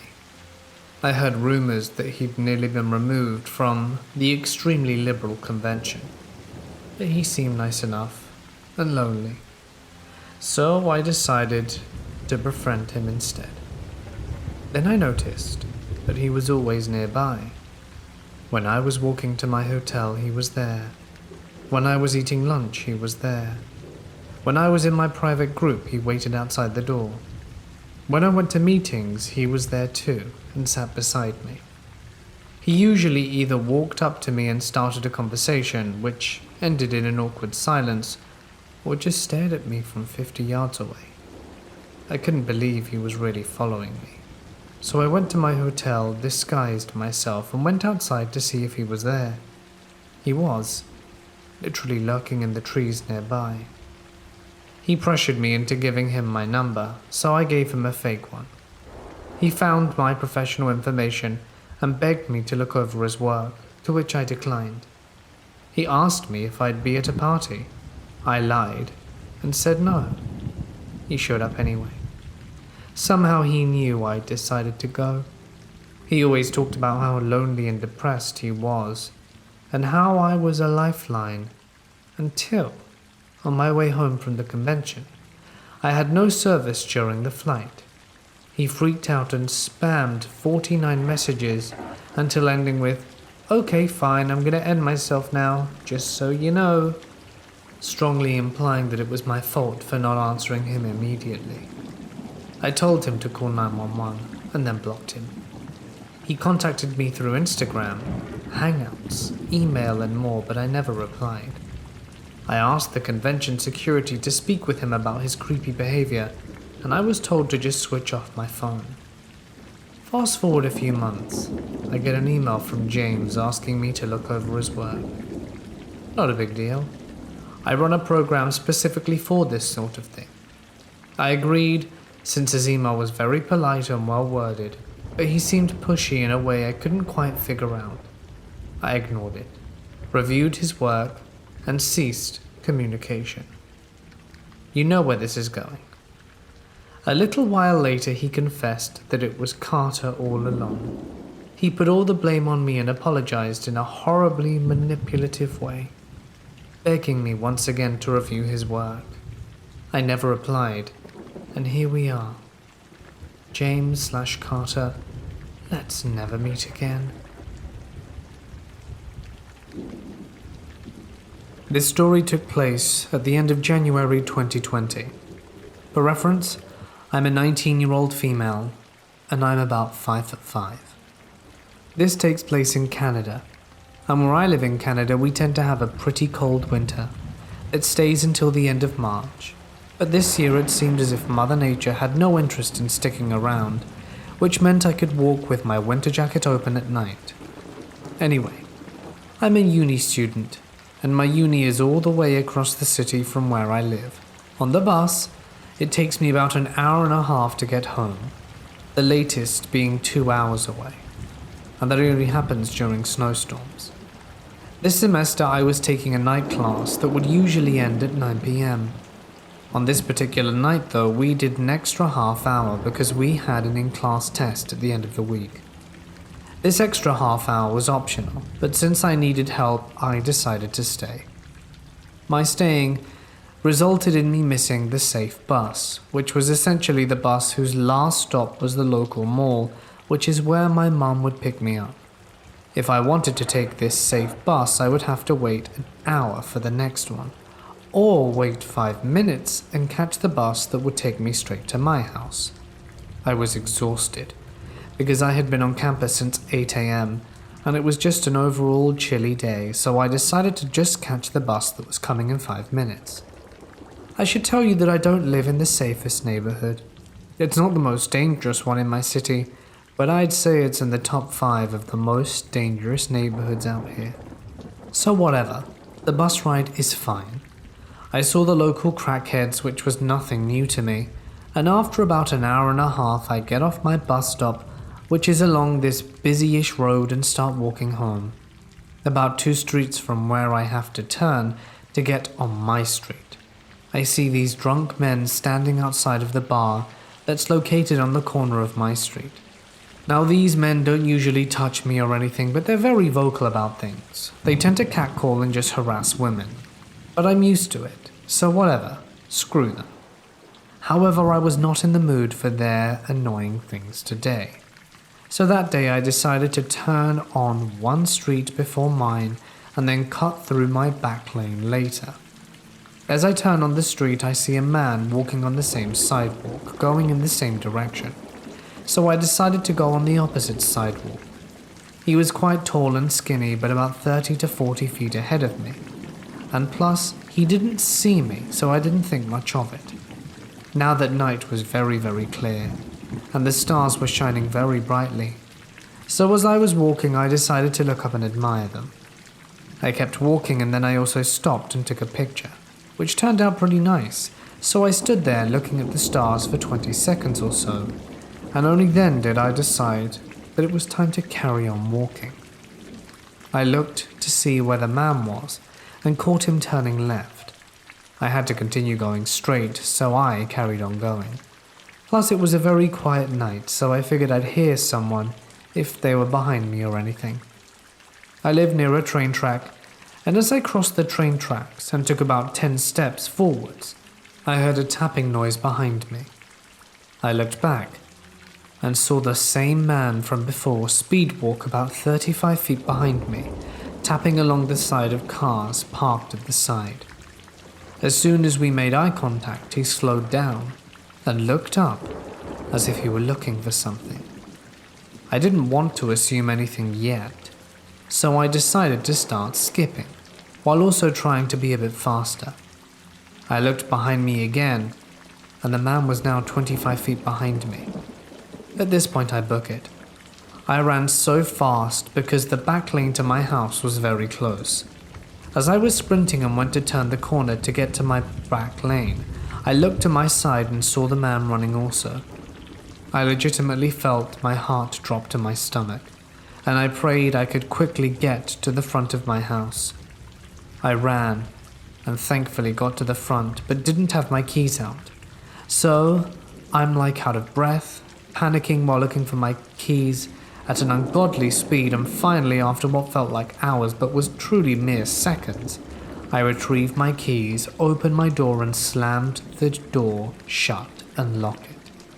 I caught my breath before going up the stairs because I didn't want to freak my parents out. It's safe to say I won't be taking any late classes for a while. I live in a 2-bedroom apartment that has no security guards whatsoever, with one other roommate called Emily. It's important to note that a lot of people will ask Emily if we are twins. We look very similar. She and I both spend almost every night at our respective boyfriend's house and are rarely home. One night around 8:45, I was home cleaning before I left to go to see my boyfriend. I ran to get something from my car and came back into my apartment, locking the door behind me. 5 minutes after, I hear a knock at the door. I'm already a paranoid person, so I got a little scared. I knew it wasn't Emily because she would have called me to tell me she forgot her keys. I tried to ignore it, but hear a second knock. These also weren't innocent knocks. They sounded like a cop knock. Immediately after the second knock, I FaceTime my boyfriend. He's convincing me to look through the peephole. So I do, but there's no one there. At that point I say, okay, I'm gonna pack my stuff and come over. I take 2 steps back from the peephole and again the banging continues. Even my boyfriend's face dropped. I ran and locked myself in the bathroom, crying until he got there to fetch me, and no one was at the door. The next day my boyfriend and I stopped at my apartment so I could change and get ready for a Cinco de Mayo gathering. It was less than 8 people and stay local distance, and I got no knocks that day. The day after I went home, Emily was getting kitty litter and was going to meet me at the apartment since we were both too scared to be there alone. I get home and was sitting on my phone scrolling through TikTok, and about 10 minutes into doing so I hear the same knock. I look through the peephole and call Emily and describe to her what the guy looked like. She had no idea who it could be. I then watched him walk away and thought he will stop. Another 5 minutes passed, but he returned. I message Emily and FaceTime her, and she tells me to open the door. I opened, and the guy was a bit muscular. He looked a little bit older than me, and was someone who I'd never seen around my apartment complex before. He seemed shaken that I actually answered the door. Yes? Is this a bad time? I was just wondering, do you have a printer? No. Okay. At that point he slowly walks away.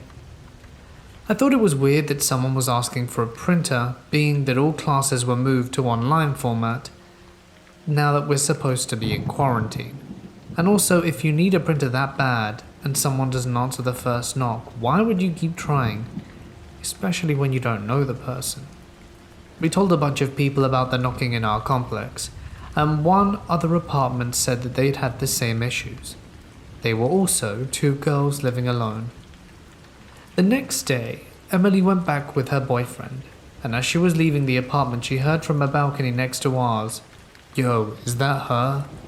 She turned around and two men ran back inside. We told the apartment complex and called the cops.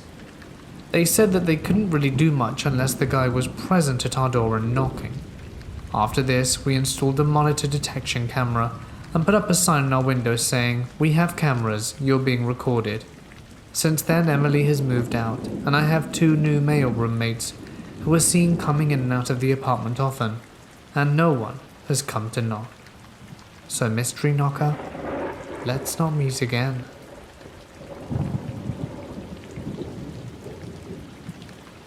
Just over a year ago, I split up with a very abusive ex-boyfriend, Kieran. He would be physically, verbally, and otherwise aggressive, and seemed constantly paranoid of being emasculated. This progressed to being paranoid about me even earning as much as him. I tried to be clear that I saw him as an equal, but it didn't matter. He fell further and further into the philosophy that women are the root of all evil. If ever there was a living, breathing caricature of genuine misogyny, he was it. I'm not a fighter, and he hated it. As he put it, the silence, the open void, hurts me more. He wanted me to fight back, but I never would. So, he would go to greater and greater lengths to assert dominance over me in one way or another. One incident was so extremely violent and calculated that I eventually reported it to the police, and with the help of an off-duty cop, due to the nature of the assault, it went straight to Crown Court, which is reserved for the worst offences in the UK. Nothing came of it. No eyewitnesses. It wouldn't have gone anywhere. I pressed it no further. I just wanted it marked up to help any future partners build a case that puts him away, if it ever happens again. This was the incident that tipped me towards making the decision to leave Kieran. It took some months, but I eventually did it. He made so many attempts to contact me that even the officers on my case raised an eyebrow. It was getting beyond borderline harassment. Long story short, this guy was not happy that he had lost me. He didn't care about my well-being. He cared about having me. I don't think I understand why to this day. Kieran kept vying for attention. He likes women of my political persuasion, and as I was known as an outspoken activist at the time, he began name-dropping my messages to other women in the same political circles. I thought that maybe he didn't think we knew each other at first, but then he started messaging friends. I tried to be cordial with all former partners, including him. So when he messaged me asking if another activist we followed was still online, I told him she was. Big mistake. Within the hour, she DM'd me. She received aggressive messages from him demanding photos and then demanding an explanation as to why she wouldn't oblige, because Kieran was my nice ex. I quickly told all other young female activists at my university in my hometown and my local party associations. Almost all came back to me saying they had indeed received messages from him. He was hounded off Twitter by a friend's boyfriend and deleted his account. I know how that feels, and I feel bad for it, but I don't regret the act of warning my friends, especially the more vulnerable ones. But then a new account was made. Kieran Mate 97. I only noticed because the first notification I remember getting the morning after was that this account had followed me. It had a photo of Kieran and a few sunny tweets shared by my fellow followers about how he was new to Twitter and wanted some friends. I spread the warning to some people and blocked the account, but before long there was another. I did the same and blocked them too. My mother started messaging me in confusion, sending me screenshots from her own Twitter. Kieran had found her anonymous account and was asking her about beans she had bought the other day. Knowing the things Kieran had said about her to me, and possibly others, she was upset and creeped out beyond compare. I advised she blocked him and he would tire himself out eventually. But there's one thing that I need to mention. One night I was messaging friends, having a nice night in with the housemates. Then my WhatsApp pinged. All of my family are on there, as well as a few busy activist groups, so I didn't think anything of it. Because of all the activist groups too, I wasn't alarmed that it was an unsaved number that had messaged me.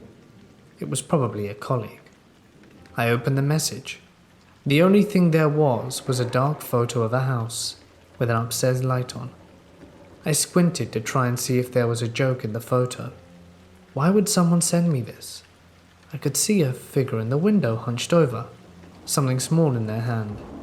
I could see the end of the terrace, the hedges, the shape of the gate, the pebble dash, the light car out front.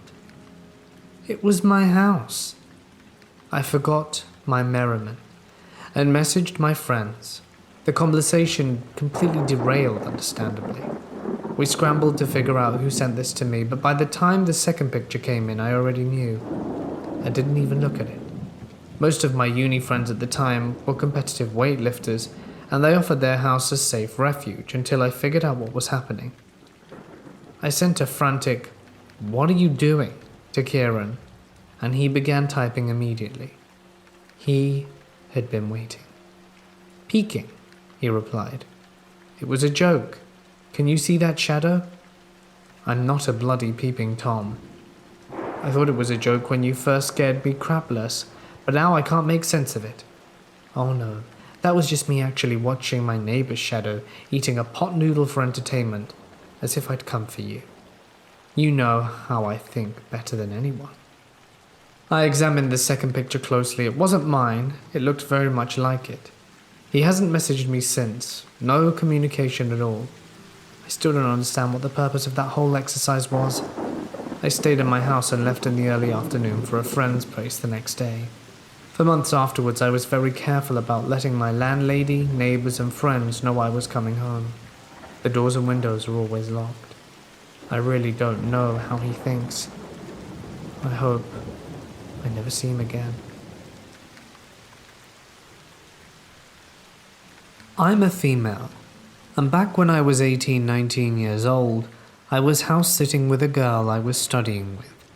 The family we were house-sitting for went to the same church as her, but I didn't really know them that well myself. It was more to keep her company in a huge house. This was 1997, when the average teen like me did not own a cell phone. During the week that we were house-sitting, it was a short break in the school calendar, which is why this family was away and why the streets in the area were quieter than usual. My apartment, as well as the house we sat for, was not far from the university. My apartment was actually a 3-minute walk from it, and the house a further 5 minutes by car. So being a student neighborhood, it was particularly quiet this week. The first weird thing that happened the week I was at this house was that I dreamed I was driving through a dark forest on a windy, hilly dirt road with no lights anywhere except for those from my car's headlights. As I started to go down a hill, the headlights suddenly cut out and everything went dark. The car slowed down to a stop and died. I awoke. In the morning, I went out to my car and it wouldn't start. It had been working perfectly fine the day before, and I had to call a guy to come fix it. It was the starter motor. Well, that was the first creepy thing that happened that week. A day or two later, it was Friday. I planned on driving back home to my parents, who lived in a smaller town about 45 minutes away. I packed up my stuff at the big house and was going to head over to my apartment to collect whatever else I needed for the weekend. That trip between the house and the apartment was, as I mentioned, only 5 minutes or so away. Since it was winter, it was dark by the time I left at 7. As I was driving from the house, I noticed in my rearview mirror the headlights of the car behind me tailing very close. When I turned, it turned. Back then I was cautious, but not overly so. Cautious enough to notice, in such a short distance, that something strange was going on behind me. But then, when I pulled up to a traffic light, it wasn't there anymore, and I was struck with relief. However, it was short-lived. The car was now beside me. I looked to my right, and there was a man inside, alone, smiling at me, slightly maniacally. For a moment I thought, geez, I should drive with a beanie at night so people don't think I'm a petite 5'2" female with long blonde hair down to my waist, which is what I am. I also thought, well, he's in the lane to turn right, so I'm good. He pulled off and the headlights were behind me again, so close I could barely see them over the back of my car. What an arse, I thought. Who drives like that? Thank goodness my turn is coming up on the left soon.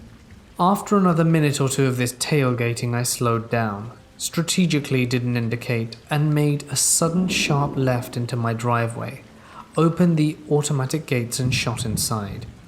The gates closed behind me, and the drama was over. I gathered a few things from the car to take up with me, and noticed on my way over to the stairwell that there was a man at the gate, just behind me. He was still on the other side, and I was at the far end of the parking lot, but I could make out it was the dude from the tailgating car. He was jumping up and down, shaking the gate with absolute rage. Well, I was safely on this side, so I wasn't completely gripped with fear, and besides, there was a group of students making a noise nearby, arriving for a party or something. I headed to the stairs and started going for the basement and ground level to the first floor, rounding the stairs on the first floor when I noticed someone running across the parking lot towards the staircase. In hindsight, I still can't fathom why I didn't put two and two together. I guess it's because I subconsciously knew that there was the group being let in through the pedestrian gate. As I was rounding the staircase between the second and third floor, someone suddenly touched me. I spun around. It was the guy. He had slipped in as part of the small crowd. He said something. I said something sassy back and told him to F off. Then I turned my back on him to continue up the stairs. I lived on the third and final floor.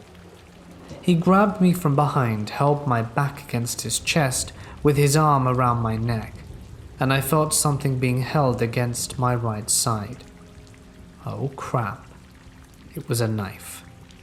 He led me down, and I remember thinking that the light was broken on the bottom level, and that this couldn't end well. But I was calm. I resisted slightly, but he tightened his grip. I felt like I wasn't getting enough oxygen and started to become a dead weight. He started to drop me. I was at groin level. I elbowed and it connected. He dropped me but spun around to face me, ripped the front of my buttons down top, and then he stopped. He looked at someone behind me, someone taller than him, and his eyes went wide. He turned around and ran. I screamed. Then I too turned around to see who had come to help, but no one was there. People came out of their apartments after that. The police were called, and this was the second time they were called there that night. Turns out other weird things have happened that my dad had already called the police about, and they had come past an hour before. As it turned out, they caught the guy. I identified him in a lineup. He committed sexual assault serially and was accused of doing it to 14 women. One had thrown herself out of the first floor of her apartment to get away from him and broken her leg. Weeks later, the police called me. Before his trial, his cell door had been left open. He was gone. Apparently, it was an inside job. I moved into a great apartment in a nice area, where the majority of neighbors kept to their own business. I had met a few other neighbors, apart from the one guy who lived on the third floor who drove a nice Audi, but walked around with a permanent scowl on his face. One time I had come back and saw his girlfriend packing loads of stuff into a taxi. As I was coming in, she asked for some help with the heavy box. So without even thinking about the situation, I offered to assist, and assumed they were moving in and needed a taxi to finish. Poor decision on my part when I found out his girlfriend had walked out on him, taking their youngest son. Instead of knocking on my door, the guy proceeds to the front windows in front of the entire block and screams about how he's going to knock me out. This didn't last long as I didn't respond, as he assumed I wasn't in. I managed to dodge this guy for a long time, because he was always gone late at night. Fast forward to a day before, and I'm due to move out. I had been drinking with friends and came back from the bar on my very own and very drunk. The guy is outside the front of his car drinking a few beers, and he asks over to come over and have a chat. Common theme here of me making stupid mistakes. I was buzzing hard, so thought I'd love a beer and maybe we can settle our differences. He tells me he thought I knew his girlfriend was moving out. I told him I thought they both were, and we shared a laugh when he realized I had just innocently lent a hand. I decided to go and grab a few more beers, listen to some tunes and have a drive. Before we reach the shop, we turn into a very rundown area and the guy jumps in the back. The guy who jumps in gives a big roll of cash to my neighbor and a Clingfield wrap of coke. They bust out a little bit, and when asking me if I've ever had it before, I stupidly took a line. The guy who jumped in leaves and we drive back to the flats. The whole time we are getting on and having a laugh. He invited me back to his where we play on his two sons' PlayStation. The beers are drank and I decide that it's late and obviously I need to sort out my apartment for the landlords to view it in the morning. The guy turns to me and says, "I've never felt like this for a guy." And he offered to give me an iPad to sleep with him. Meanwhile, his sons are sleeping next door. Well, believe you me, that comment made me instantly sober. I told the guy that it wasn't my thing, and he's trying to just give me the hard sell while sloppy drunk. I told him I was going downstairs to grab a joint and would be back up. I shot downstairs, locked both my doors, and tried to process what the hell just happened. "Where are you, man? You coming back?" He does this 4 times, getting to the point of anger, before finally leaving. I left next morning and hope to never meet him again. How this all began was me being nice to the people who come to my local community library. I was a casual worker, although people probably thought I was a part-timer, as not only was I spotted behind the desk checking in and out books, but also on my laptop abusing the Wi-Fi.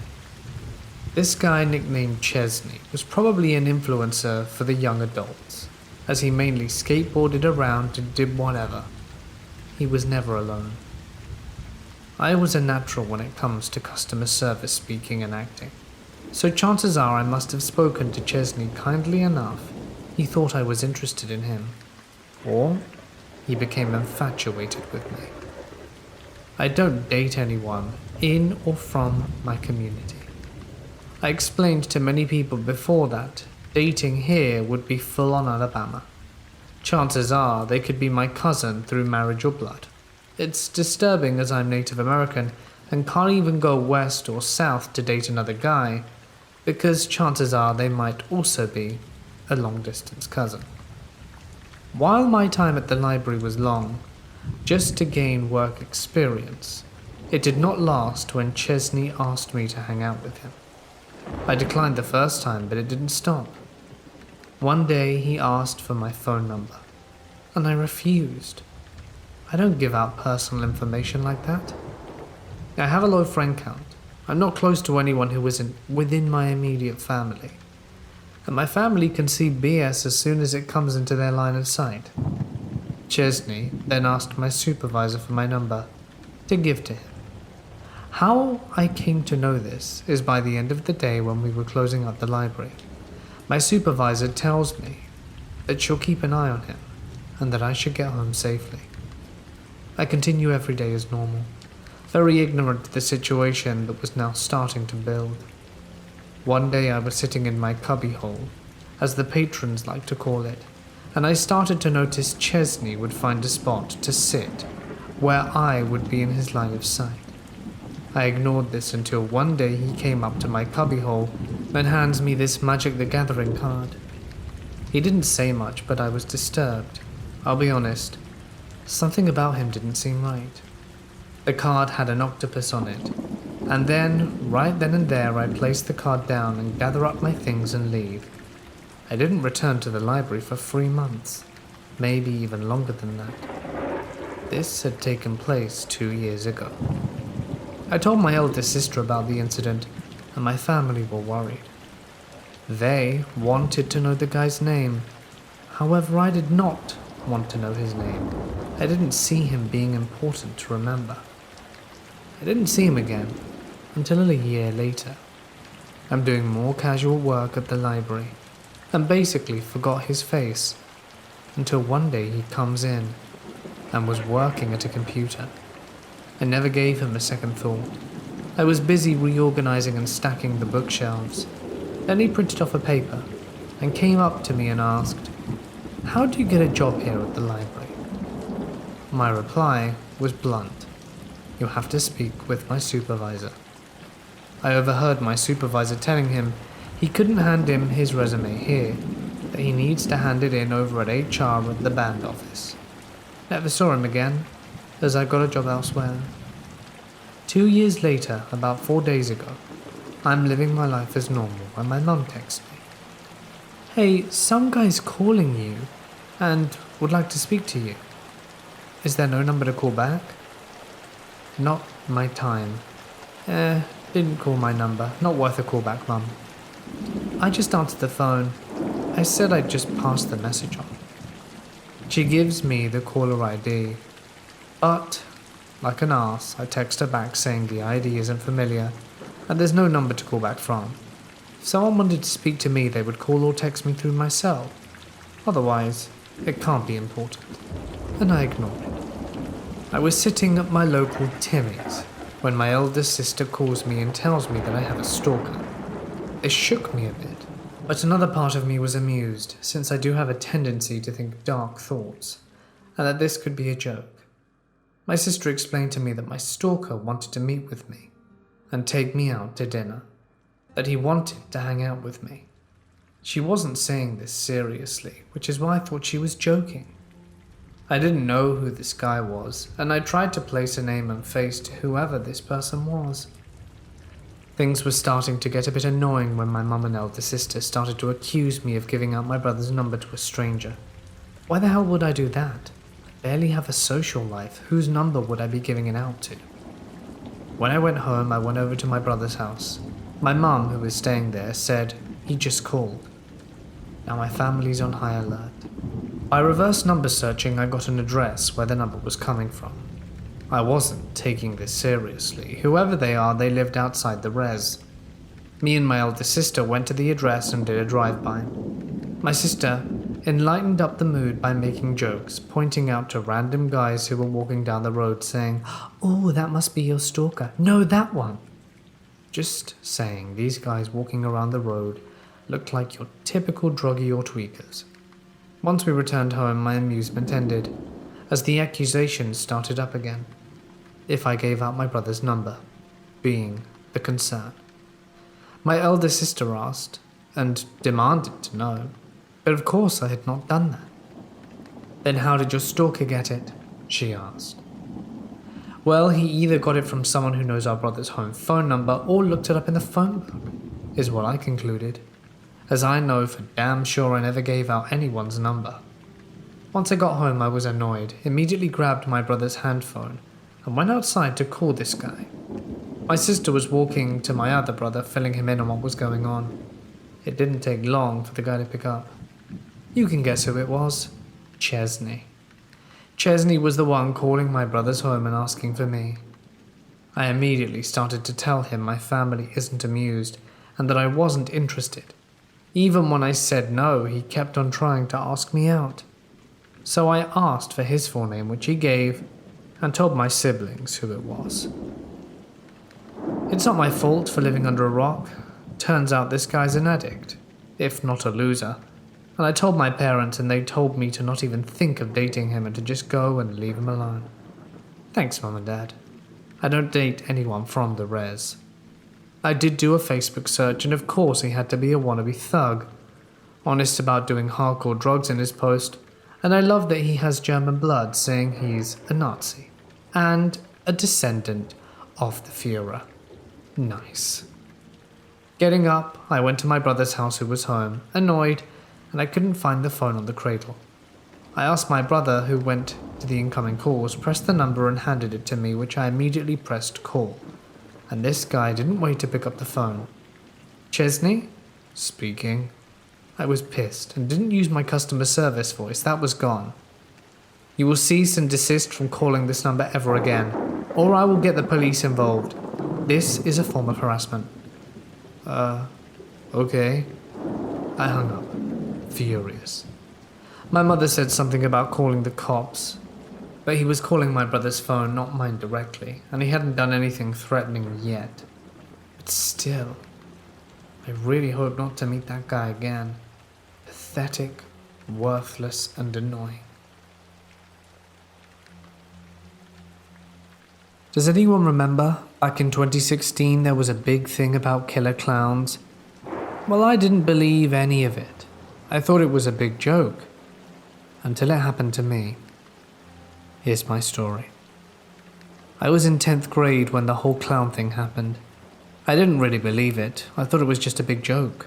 Just a bunch of losers that had nothing better to do than scare people on Halloween. Well, one night, I was walking home from my boyfriend's house. It was a far walk, but I liked getting out as much as I could and looking forward to my long walk home. When I finally got to the east end of town near the East Court Mall, halfway home, I saw a group of people standing in the parking lot in the dark.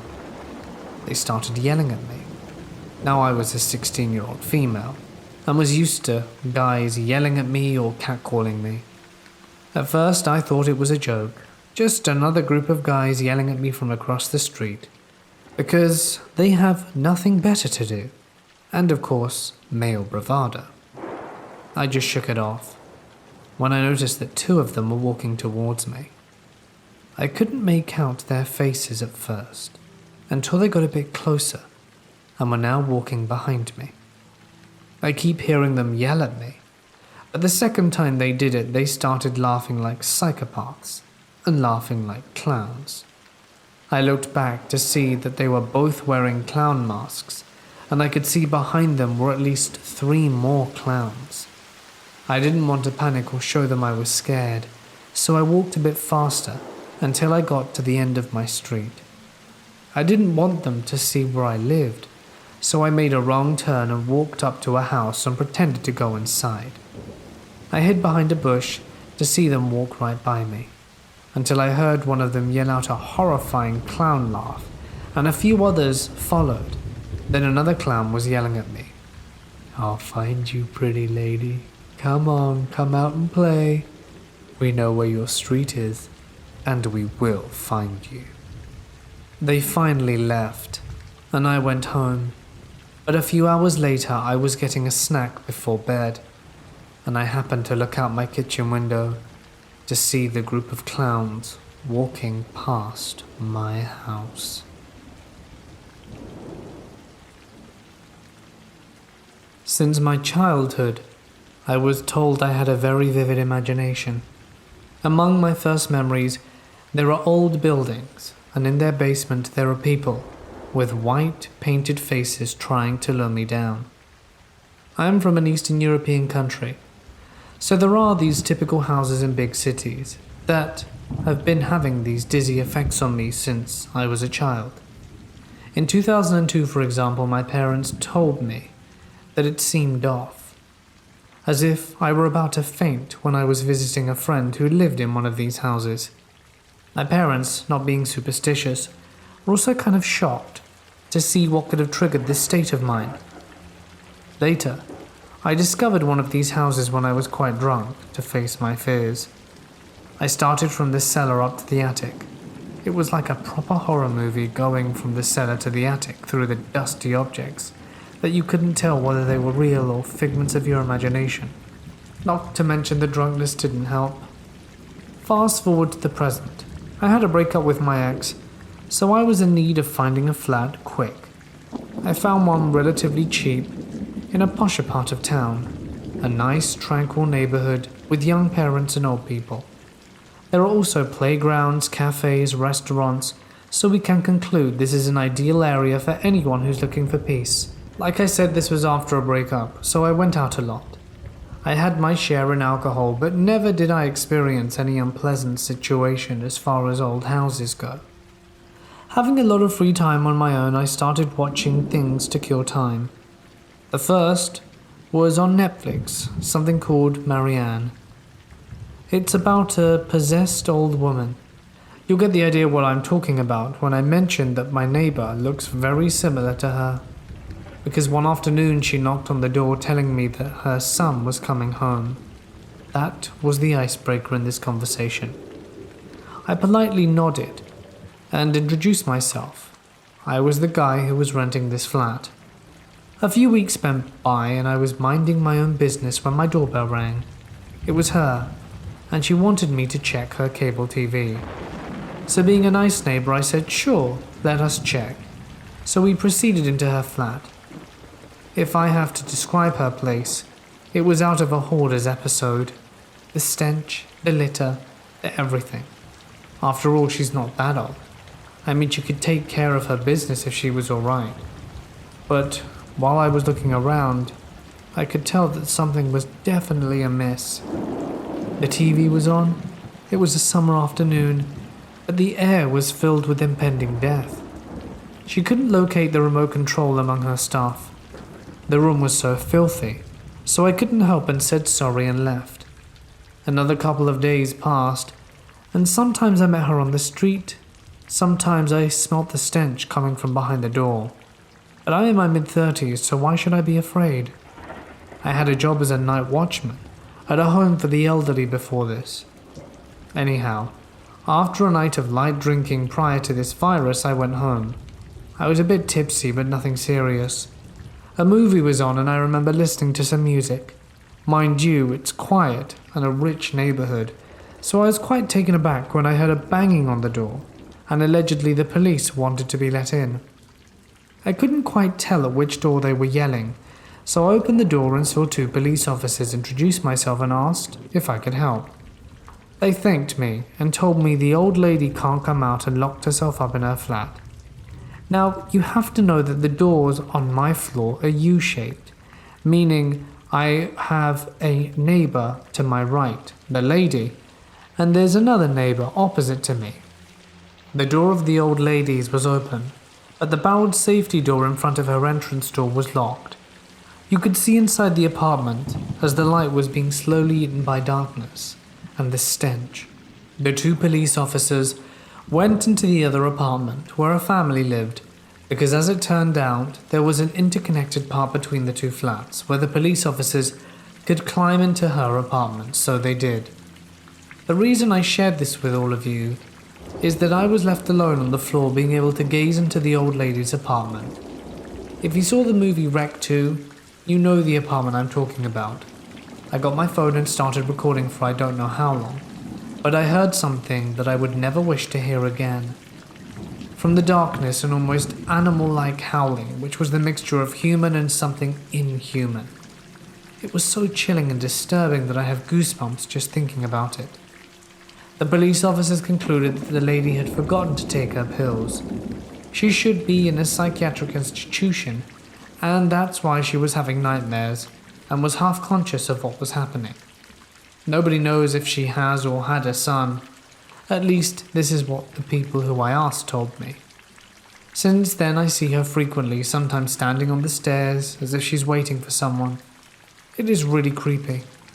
I understand it is an event, and I've been trying to avoid this my whole life. I also understand the old people in the old building have an obvious connection, but I was curious if anyone else might have these sensations or experiences of deep unpleasantness and uncomfortableness every time they see an older person, just like I do from now on. I was accused of being a stalker. Did I do what I was accused of? Yes. But let me take you to how this started. I was home making dinner.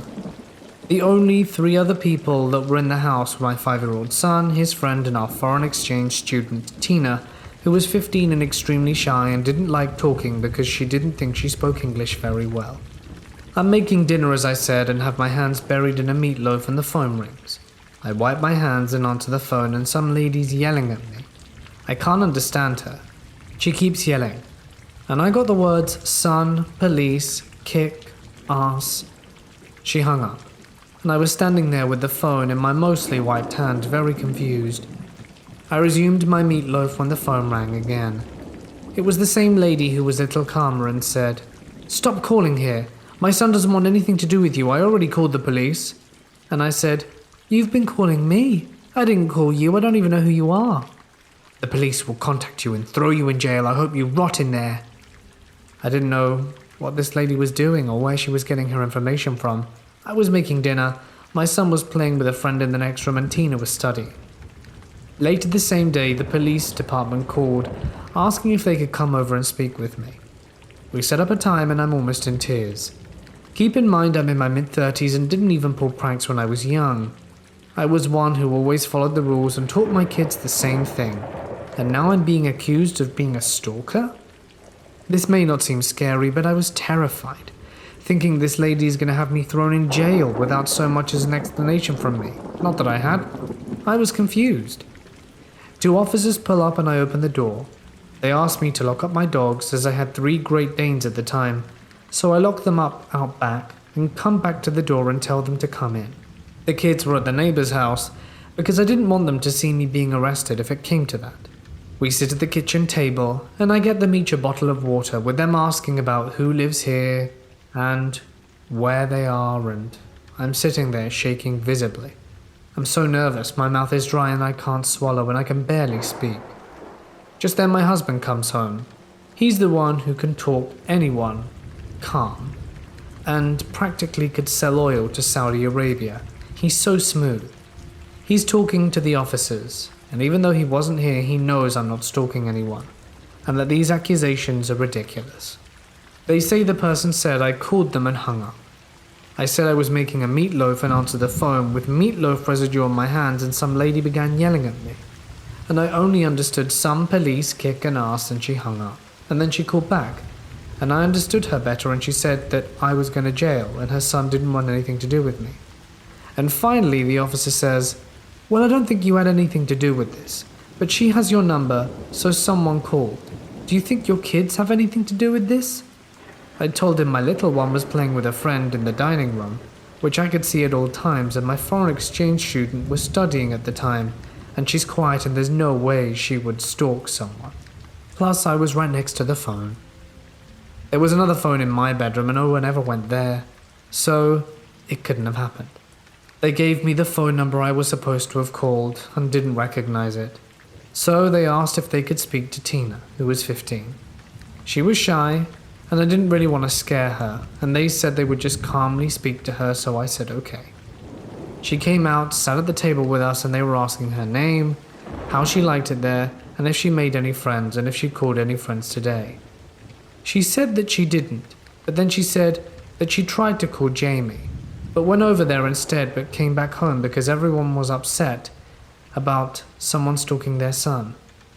We came to find out she plugged an old phone into the jack in her room, and it worked, so she called from there, and she hung up after 2 rings because she decided to walk over there since they live 4 houses away.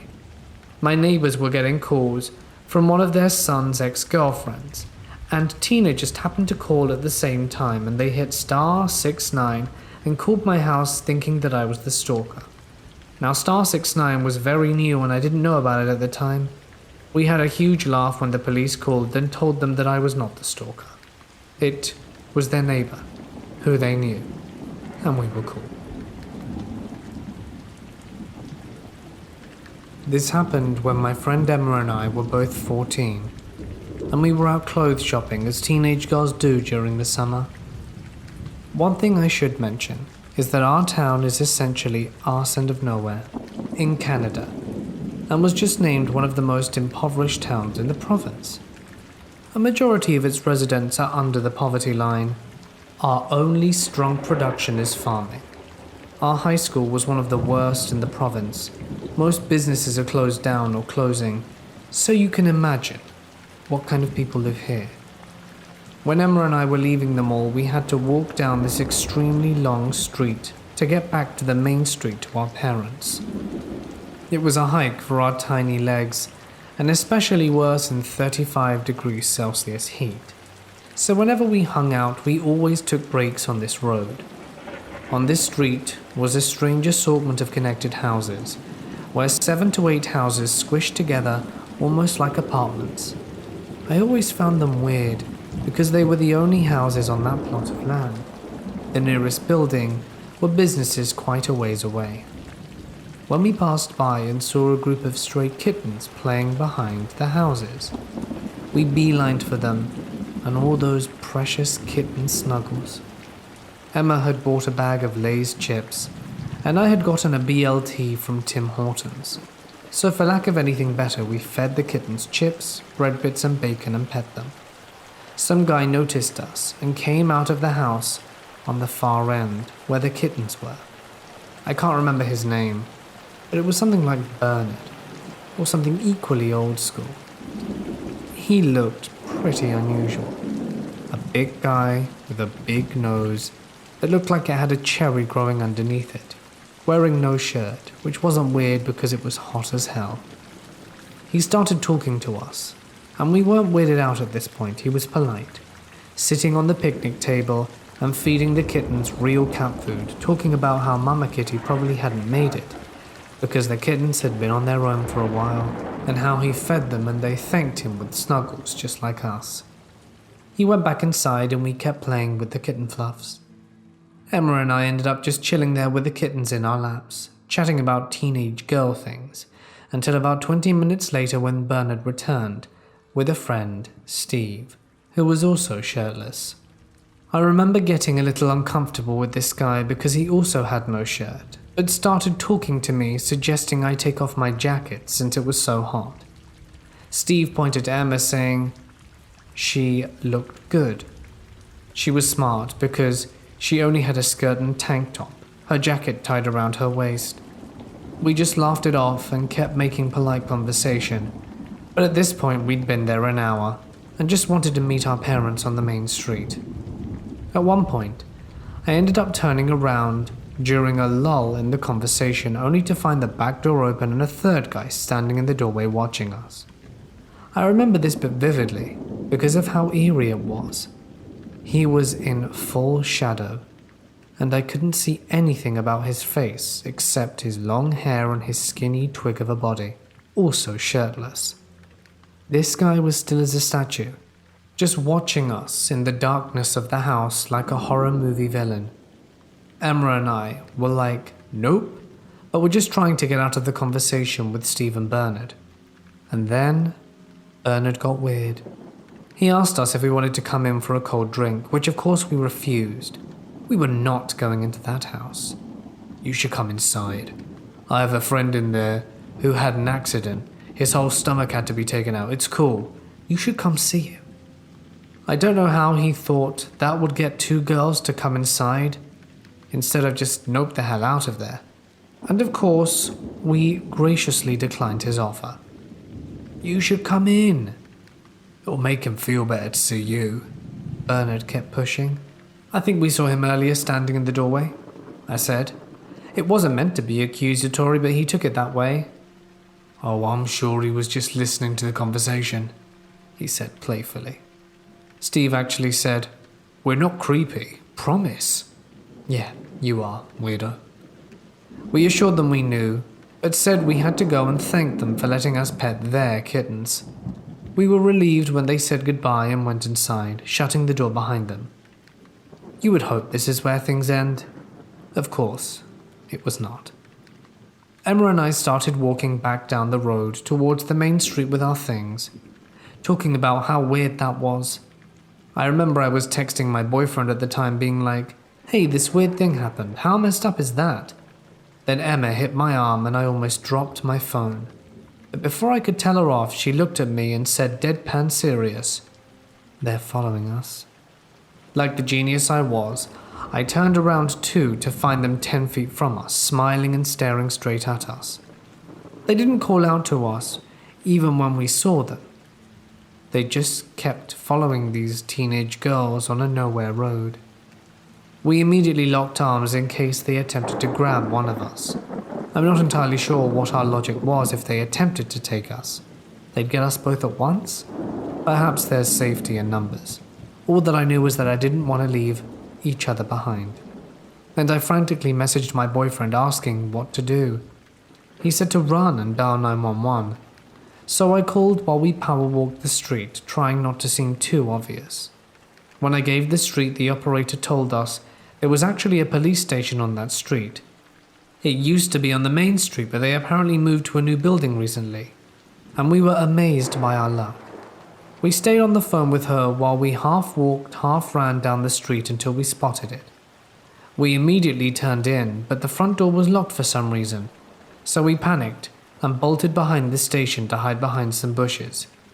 The operator was very nice and told us to stay down until a police officer came to get us, which they did a few minutes later.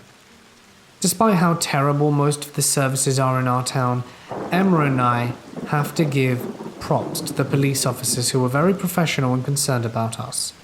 One officer mentioned he saw the two guys passing by and went to talk to them, presumably telling them it's stupid to stalk 14-year-old girls. We called our parents to come collect us at the station, a little freaked out but relieved to be safe. It was only later that we learned what the houses were for. They were halfway houses for people on probation.